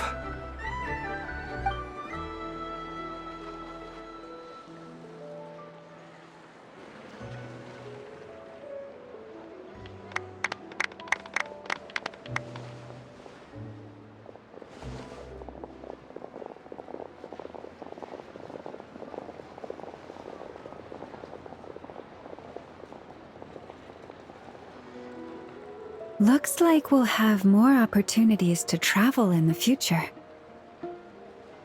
I'm sure you'll cope, Lady Moonchanter, given how fleet of foot you are. Unfortunately, I suspect I'll be too busy at the Curatorium to act as your host. We have a busy schedule, not to mention an international network of contacts to manage. It'll be all right. I'll just check your schedule with Yehoda well in advance. And if she's not available, I can simply ask Ashru. So giving my employees extra workload isn't enough for you? You're really going to drag my cat into this too? I thought you'd approve. Aren't you forever increasing your employees' workloads? That's a bold statement. Are all the Frost Moon Scions feeling more audacious now that your moon goddess has returned? Columbina's return has brought joy to all who care about her. That includes both you and me. As for the Frost Moon Scions, we are learning how to thrive independently, without relying on the moon goddess. It is up to us to make our home a more livable place. Joining the League is one of the steps we are trying towards that end. I like the word try. It's nice and non-committal. You can opt out at any time and still say you tried.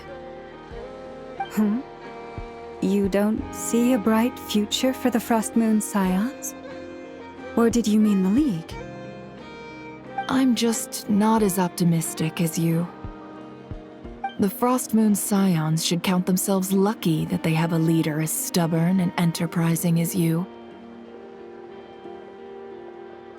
But Nodcry's a big place, with all kinds of people. Most of them don't enjoy answering to a leader, or even listening to reason. Well, That's where you and your methods come in.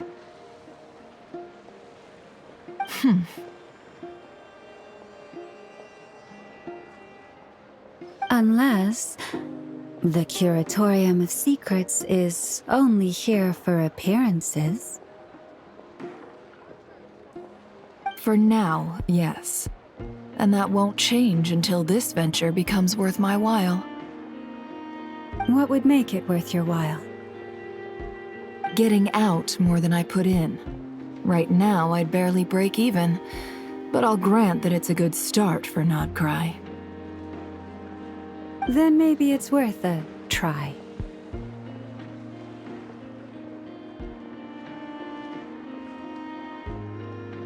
All right, you can stop now. Or do I have to join the Frost Moon Scions before you'll get off my back? You'd be very welcome to join us. Hey, you two! Congrats on all your hard work! What are you chatting about? Nefer was trying to dissuade me from adding to her employees' workload. Also, she's considering joining the Frost Moon Scions. Sorry, what? Your conversations are always the most interesting. Would you two care to join me for some tea before heading to your next destination?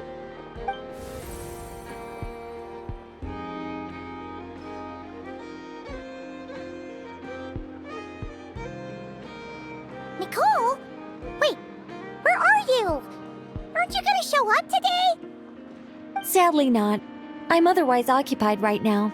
I'm sorry, Paimon. I can hear how disappointed you are. If it's any consolation, let me say that how things appear on the surface is a far cry from what they are at their core.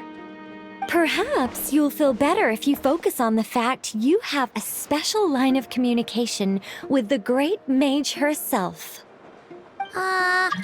Okay? Has something happened? No, or not yet, anyway.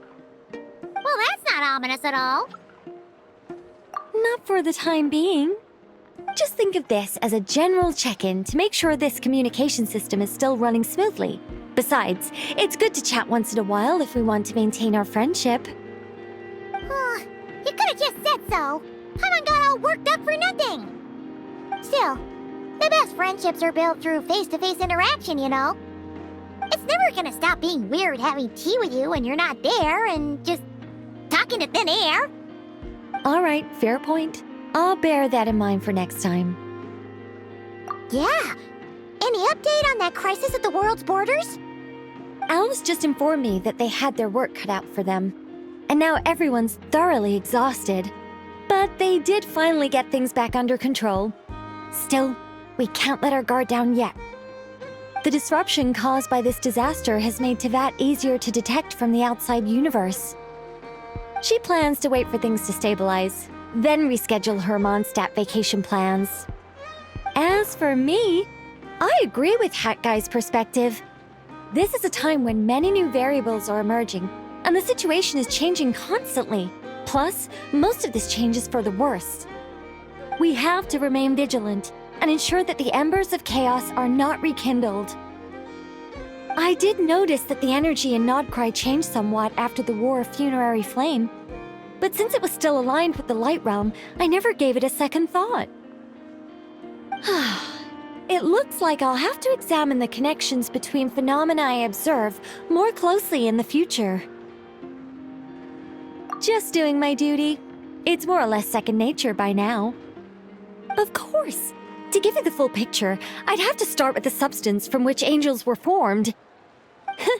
Never mind. Paimon's right. Showing off my knowledge would be much more satisfying in person. By the way, you did receive the gifts from the Hexen Circle, yes? I'm not trying to claim credit or anything, but my pride demands that I at least mention it. They're quite similar to the protective talisman that Alice gave Dory, but with some very special enhancements. Oh! So that's what kept our friends safe when Dotori trapped them. Indeed. We went to great lengths to make sure they were invisible to his eyes. I'm so happy they came in handy. Still, not fishing for gratitude, by the way. I just want you to be aware that sometimes your friends may be protecting you in ways you cannot perceive. Anyway, I'll contact you if anything else crops up. If not, you know what they say, no news is good news. Oh, my angelic instincts are tingling. They say you should head to the docks next. Your friends are about to board their ship home.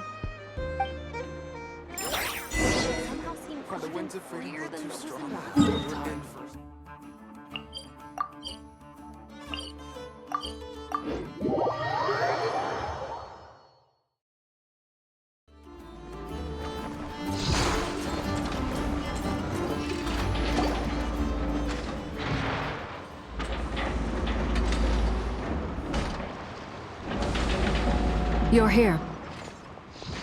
You're here too, Hat Guy! Are you heading back together? No. I'm bound for Sumeru, and she for Fontaine. We just happened to cross paths at the harbor. Everything seems fine. Sandrone may have an abominable temper, but she's always been very responsible with important calculations, and things entrusted to her by valued friends. You always speak as if you know us inside out, Mr. Hat Guy. Maybe I'm just a good judge of character. I certainly hope that's all there is to it. Regardless, you have been a significant help in this matter. For that, you have my gratitude. I didn't do anything special.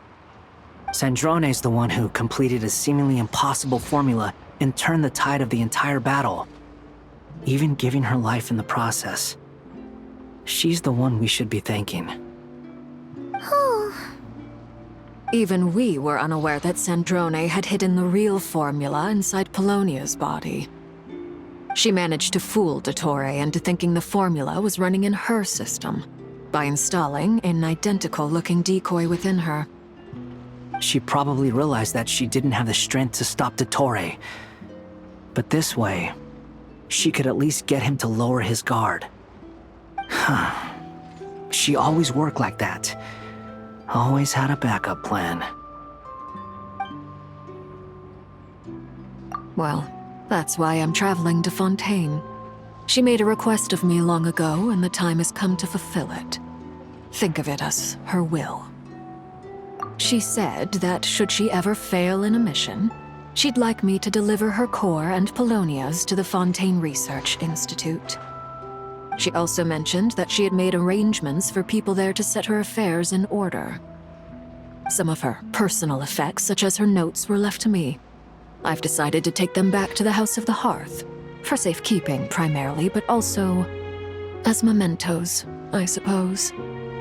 However, there is one book among them that I'd like to leave in your care. I'll have someone deliver it to your residence at the flagship at a later date. No, I was specifically warned not to tell her. This is her last wish, and I will abide by it. I can only hope so, but none of us here can know for certain. I bade farewell to Columbina earlier today. As promised, she turned the iridescent moon's marrow over to me. She spent a long time with Sandrone's body, saying her goodbyes. Oh, is she alright? Sandrone's passing has left a great wound in all of our hearts. It will take time to heal. But Columbina surprised me. She offered me some words of comfort before I departed.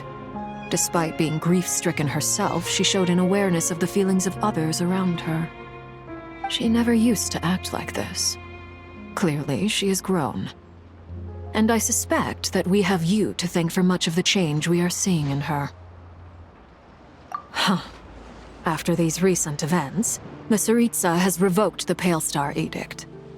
Snezhnaya now realizes that the arrest warrant for Columbina was just a ploy by Dottore, who coveted her powers. I shall return to Nodcry to see her as soon as I find the time. I hope that from now on, she too will explore more of the world. Columbina Hyposelenia's journey is only beginning. My ship is here. Traveler, Paimon, We shall meet again. You too, Hat Guy. What are you still bumming around for?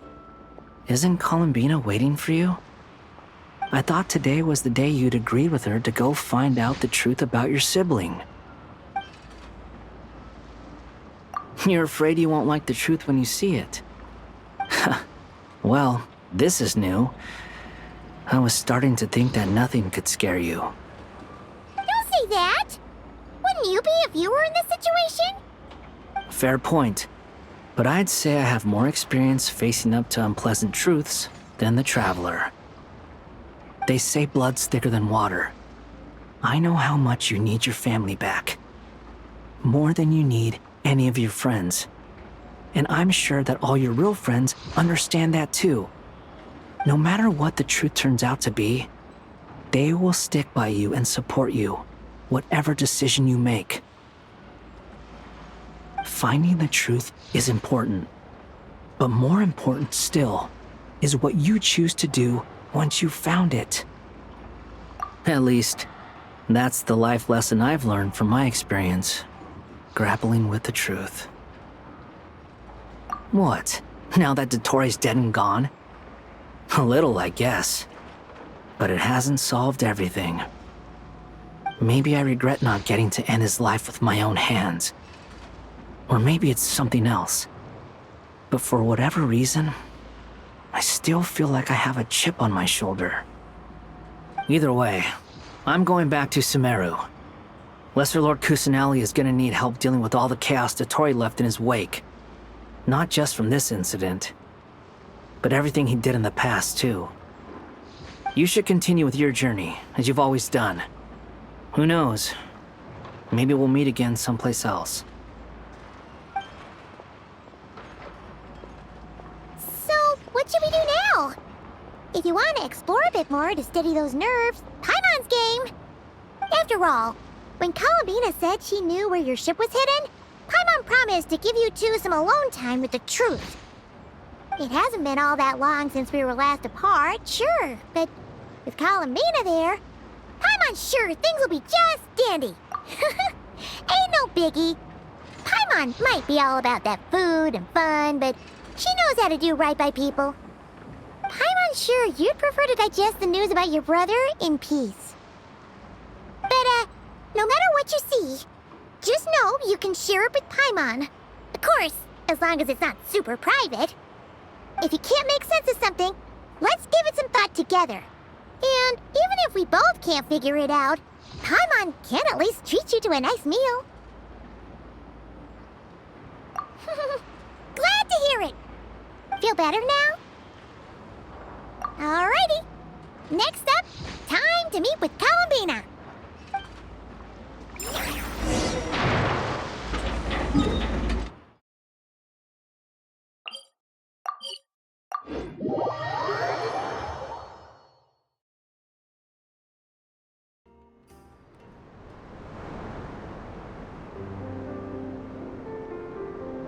Columbina, we're here! Can't quite believe we're meeting out here. We've gotten used to walking over to Silver Moon Hall whenever we go see you. Well, you're still welcome to go there whenever you want to see me. It's just, now that it's all over, I've decided to make some changes. Try and fit in with the Frost Moon Scions, like Lama suggested. The older generation are still timid around me. They don't dare get too close, and they bow their heads when I walk by. But things are much better with the children. I see more curiosity in their eyes. Hopefully, by the time the next Moon Prayer night comes around, I can enjoy the festival with them as myself, without having to pretend that I'm only dressed up as the Moon Goddess. You'll do fine, Columbina. Paimon's sure they'll realize you're super nice once they get to know you better. You really think so? When we first met, you thought I was a little up in the clouds. Oh, we were just starting out then, come on! So Lama told you, huh? I'm only teasing. I know that I have you to thank for pulling me back down to solid ground. It feels good to finally stand firm on the earth where I was born.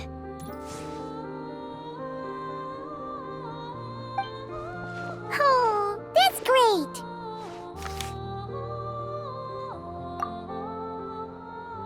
Thank you. I'll make sure not to lose it this time. Well then, are you ready? Ether, what happened to our spaceship back then? Why did you leave? It's time to learn the truth at last. I'm ready as I'll ever be. Good. Then let me open the way for you.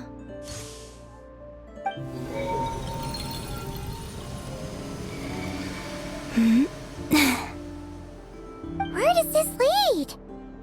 To our shared destination. Huh? Do you remember me telling you about my missing prologue back when we just met? I said that my story began on the moon. But while I was inside the moon's reflection, I realized that my prologue was really hidden in the future. I just had yet to discover it at that point. The story of the time before I was born was in fact the story of my distant future. It's truly fascinating.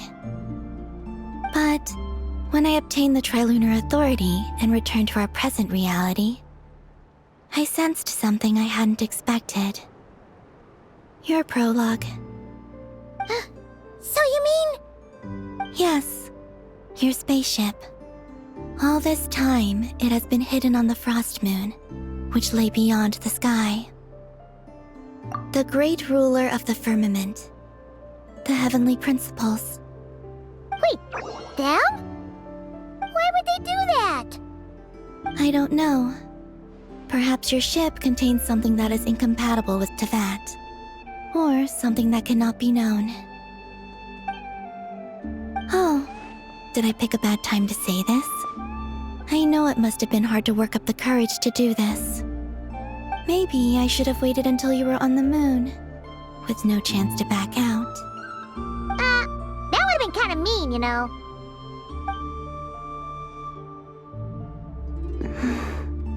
Take me there. Oh? Whatever is hiding in that ship, it belongs to me and Ether. Those memories belong to us. No one else has the right to decide whether I should or shouldn't know about it. Not even the heavenly principles. Very well. Then let's go. You two take care, alright? And don't forget to come back soon! Rest assured, Paimon. We will. Traveler, after you. Thinking about the story that we'll find hidden on the moon? Yes. And hoping that it has a happy ending. Stories like that don't exist, you know?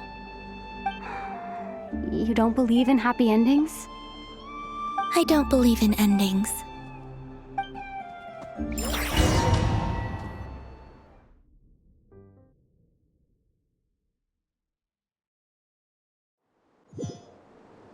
Where am I?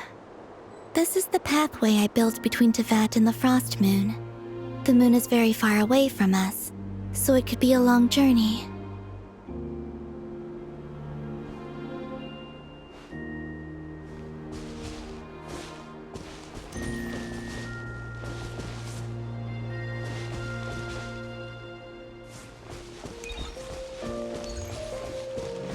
After I obtained the Trilunar Authority, I unwittingly saw past events from many of my friends' lives. One was Lauma. She was so young when they chose her to be the Moon Chanter. From then on, the Frost Moon Scions looked to her to bring messages from their goddess. But, for better or worse, I had left Hisi Island before she was ever born. It was not until much, much later that she met me. I think it's for the best. Because of the way things turned out, you had the opportunity to become friends. You're right. In that sense, I think we were both very lucky.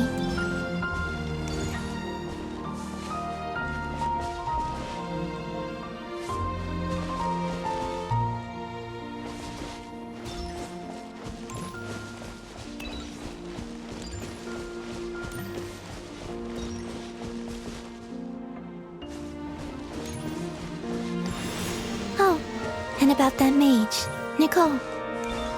I only recently learned that she has lived in Teyvat since the time of the Three Moon Sisters.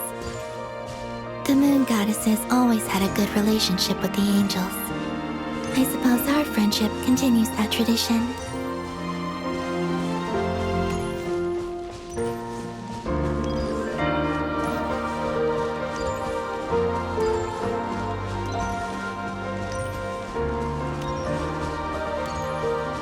And then there's Zandrone. I never knew that much about her, beyond the fact that she was created by someone called the Lord Artificer. She, too, suffered for a long time before joining the Fatui.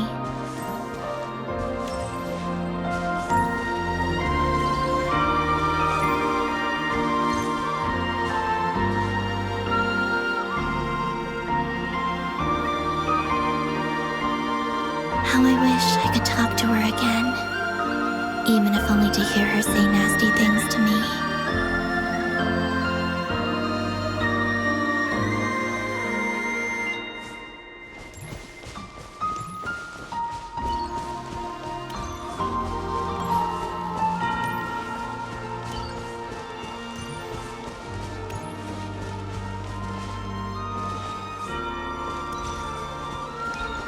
Also, I saw your siblings' story.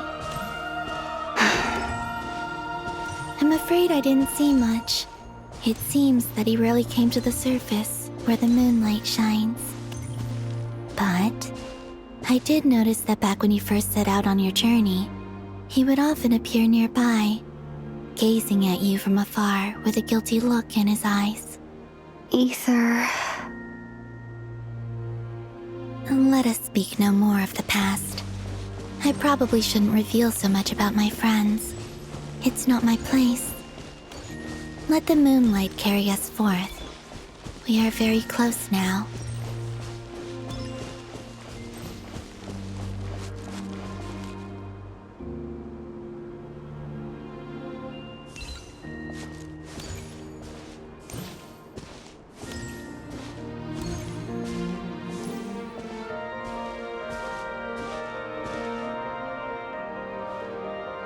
After this, I'd like to bring some Kuhenki to the moon as well. If they're willing, of course. What about your other friends? Will you bring them to visit too? Certainly. But I'll need to tidy the place up first.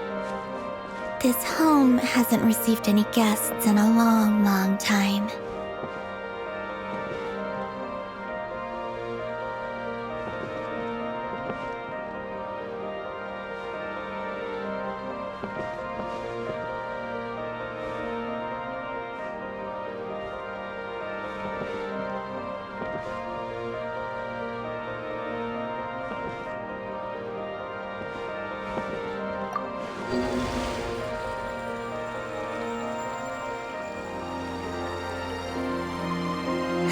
Writing something similar with you on Moon Prayer Night.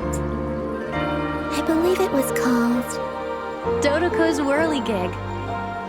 Yes, that was it. You asked me if I was afraid to return to the moon, and I said that I was.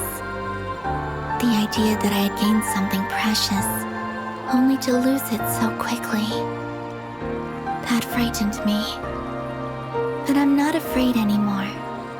Besides, this time, we're traveling together.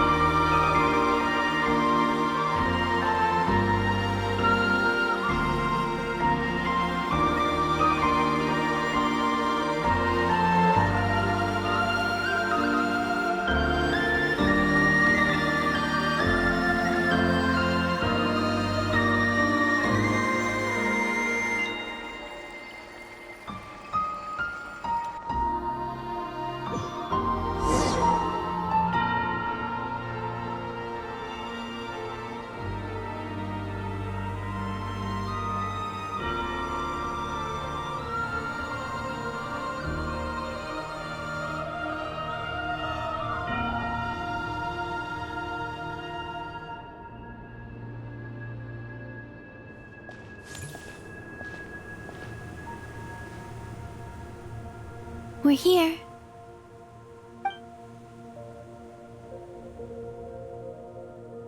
over there.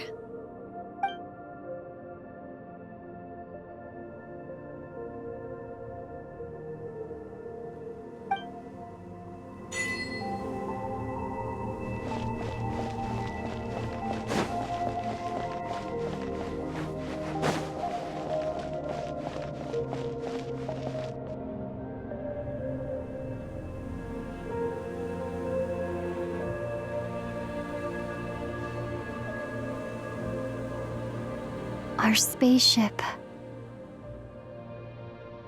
It's huge. I suppose that the moon is the only place one could hide it. It'll be alright. Huh? The way you feel in this moment, I went through it too, on Moon Prayer Night. The door was right in front of me, but I struggled to find the courage to step through.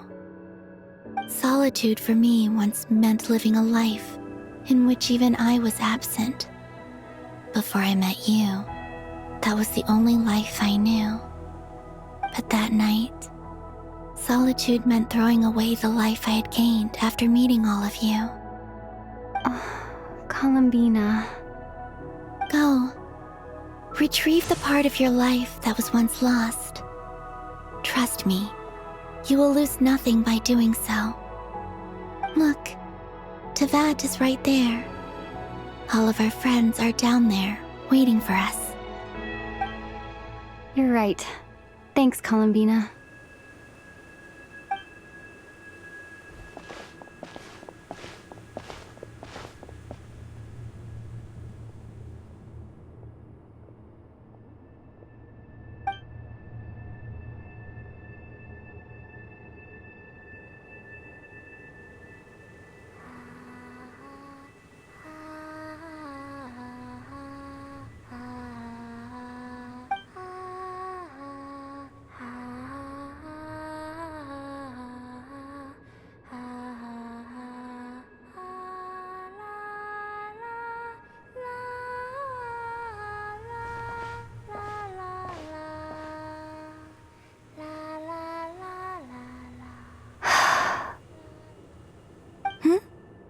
Finished? Yeah. Why did you take your eye mask off? Well, since my return, I've decided to take more opportunities to see the world with my own eyes. Besides, I've always wondered how Teyvat looks from the moon. And what do you think? It's beautiful. I could spend a whole day here just gazing at it. What about you? What do you think of the truth you found? I haven't looked at another person's expression in a long time, but I think yours is saying it was neither good nor bad. Keep this up, and it won't be long before you give Nefer a run for her money. Oh, I don't think that's going to happen. I'm much more used to sensing what's going on around me with Kuvaki. I think I'll save my eyes for seeing special moments I really want to remember. I read the spaceship's flight logs. I always assumed that this was my first time in Teyvat. I thought that Ether and I must have been hibernating in space for centuries on end. But the logs show that our spaceship flew over the skies of Teyvat once before. A long, long time ago. Flew over? So you didn't land? No. The ship barely came to a stop before flying on again. After that, it continued traveling through space for a long time. Some of the data is corrupted, but I suspect that it kept flying for thousands of years. It was only after that that the ship made a forced landing in Nodcry. When Ether found me, he came from outside the ship. Could this mean that he left the ship long before I did? Maybe even during our first pass over Teyvat? Are you alright? Yes. I can feel that the truth is coming together, one small piece at a time. I remember Ether telling me that when he first arrived in Conria, he could not recall the past. So this might be something that even he doesn't know. Here, I made some space for you. Your mind must be racing, and this seems like the perfect place to relax and clear your head. Oh, wait, there's one more thing. What is it? Wait here a moment.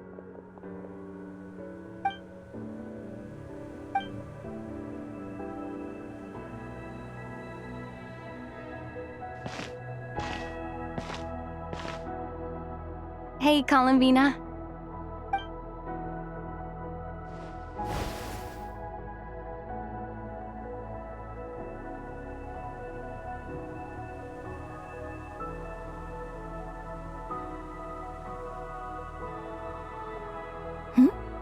Is that a new outfit? An old one, technically. It's been in a cabinet inside the ship this whole time. It's a matching pair with Ether's. He always liked this set more. Huh. I don't think there's a huge difference. Really? Yes. It's still the same you. You're the same person, no matter what clothes you wear. Only Columbina would make an observation like that. Traveler, do you consider Tevat your home? Home is wherever Ether is. But then, after all the time I've spent here and everything I've been through... Yes, I'd say it's my home. Would you change your answer if Tevat changed appearance? I mean, if the truth about Tevat turned out to be different than what you thought. I don't know. But I don't think so. The truth is not what matters most to me about Tevat. When I was first born, I longed for a home. And when you get something before you're mature enough to understand the world, you just take it at face value. I thought that a home was a transaction. You give me what I want, and I'll do the same for you. But you and your friends taught me what a true home should look like. You never asked for anything, yet you gave so generously to me. That's because your friendship matters to us. It was worth it. In the past, I thought that my birth in Nodcry must have been a mistake. But after journeying to the distant past where the story began, I realized that it was I who chose Nodcry to be my future home. Now, I am glad that I made that choice. I'm sure your friends are just as glad. In fact, I intend to make the same choice today as I did back then. What do you mean? Well, I've given the Eternal Moon's Marrow to Lauma, and the Iridescent Moon's Marrow to Arlecchino. And now, I shall return my Kuvagi to Nodcry again, that it may continue to protect my chosen home. Wait, but what about your body? Oh, are you worried that I'll disappear again? I won't. Not this time. The Frost Moon has now entered the fall sky, and I am the Trilune Goddess. I am only returning to Nodcry the part of me that it needs. I am giving what I can, because my home is worth it. Oh, and I have something for you, too. For me? Yes. Come closer.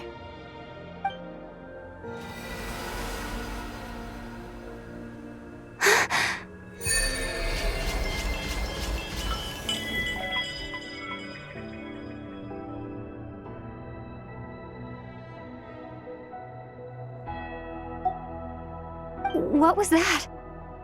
I lifted some of the restrictions this world placed on you. I trust this will help in your future adventures. My power. It feels like it's grown. I can use the elements more freely now. Thank you. This will be a great help. You're welcome. I see you as family, and after everything you've done for me, In fact, no. It's not because I owe you. It's because you're worth it. Here, this flower is for you.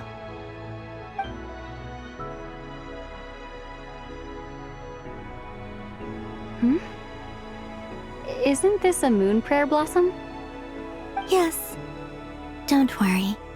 You will never see these flowers lose their color again. I'm finally discovering the joy of giving. How I wish I'd learned this sooner. Hey, better late than never. What are you thinking about now? Why don't you take a guess? You get 1 shot. I don't think I'll get it in one guess, but I'm sure it's a happy thought. That's kind of a sneaky answer. I can't say you got it wrong. Down into that, the moon seems so far away. I felt it might always lie beyond my reach. But on the moon, everything feels so close by. The haze that once enshrouded the skies has finally been dispersed. I feel like a traveler on a winter's night, starting a new chapter in my tale by the warmth of a bonfire. I don't have a lot of luggage, but I do have a lot of hope for the future. Well, what's next? Next? To start with, I want to stay here just a little longer. After that, let's return home and continue our journey.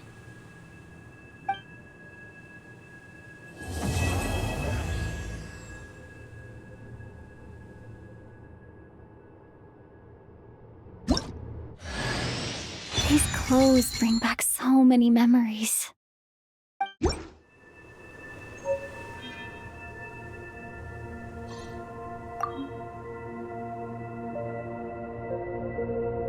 The journey goes on, for you and for me.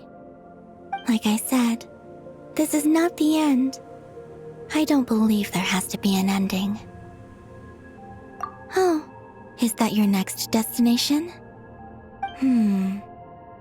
Most people would probably tell you to pack some warm clothes. But I experience things differently than most people, so I can't know how cold it is. In fact, it is home to quite a wondrous heat source. I think they call it Kreshnik's torch. Every city in Snezhnaya is built around one of those. I sensed the energy it gave off as I was passing by on a railway train. It felt grand and distant. I also recommend the Korolievsky troupe in Snezhnograd. They give performances quite regularly, and entry was free for harbingers. I liked them a lot. Ice cold and sharp. Crystal clear in some ways, yet profoundly unfathomable in others. Like the thick layer of ice on top of a frozen lake. That's just the impression that Tsaritsa gives me. I was never able to glimpse what truly lies beneath that icy exterior. In fact, I don't think the people of Snezhnaya even know what kind of power their god wields. Maybe that's because the Tsaritsa herself has never acknowledged, nor accepted that power. There's Regrator, the Rooster, and the Jester. Between them, they control a lot of what happens in Snezhnaya, but I can never wrap my head around how exactly power is split between them. I just know they are each responsible for many specific domains. I noticed that the Rooster and Regrator often appear to get along on the surface, while working against each other in secret. And theirs is not a friendly rivalry. But I wasn't particularly interested, so I tended to keep my distance. Now that I think about it, the term Mistelton often seemed to come up in connection with Project Stuja. Once things settle down in Notcry, I'd like to explore the world beyond Snezhnaya. You've told me so many stories about the other places you've been to, and all the friends you've made there. I'm curious to visit those nations and see them for myself. It would also help me learn more about the journey that has made you into the person you are today. Okay.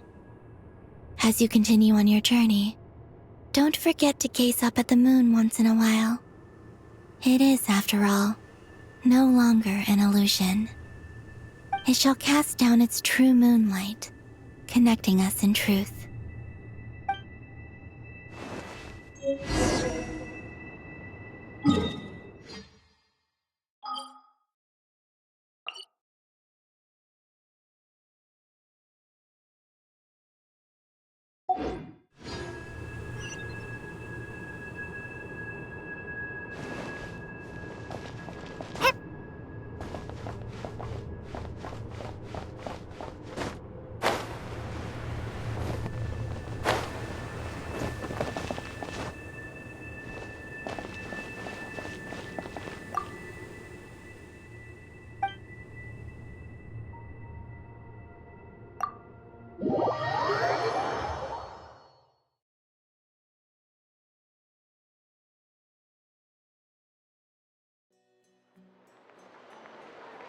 To Jean, acting Grand Master of the Knights of Favonius. Ugh, this preamble is such a pain to write. It's probably high time we got rid of this acting business. I trust that Durin has updated you all on recent events. Hope we didn't worry you too much. The good news is, we managed to come together and put a stop to the Doctor's evil schemes. With that, I think it's safe to say that Notcry is finally out of the woods. As for the Fatui, not counting the Damselette, aka the Moon Goddess, who has left their organization, we found ourselves allied in this instance with both the Knave and Marionette. May she rest in peace. As ever, we find ourselves better off for making friends rather than enemies. But until we can ascertain the Tsaritsa's true intentions, the future remains uncertain. In a short while... Wait. How am I meant to surprise everyone if I tell them in the letter that I'm heading home? Well, that would be a huge waste. Okay, got it. I will begin sending the expeditionary team back home in waves. I'm sure they'll be able to answer any questions you still have. I hope they won't gloss over the details of my many heroic deeds. But if they do, I'm sure it'll be because they're just too exhausted from the long journey. I think of Mondstadt daily.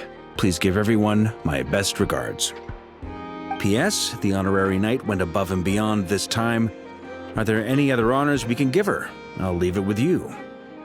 P.P.S. Please be extra nice to Klee for the foreseeable future. I cashed in on the last favor that the Hexen Circle owed us, so we need to earn some more goodwill. If there's any serious problems, feel free to stick me in solitary confinement when I get back. I'll do the time for her. Whew. And that, as they say, is all she wrote. End of an era. And with the moon shining down brighter than ever, I think everyone is going to sleep well tonight.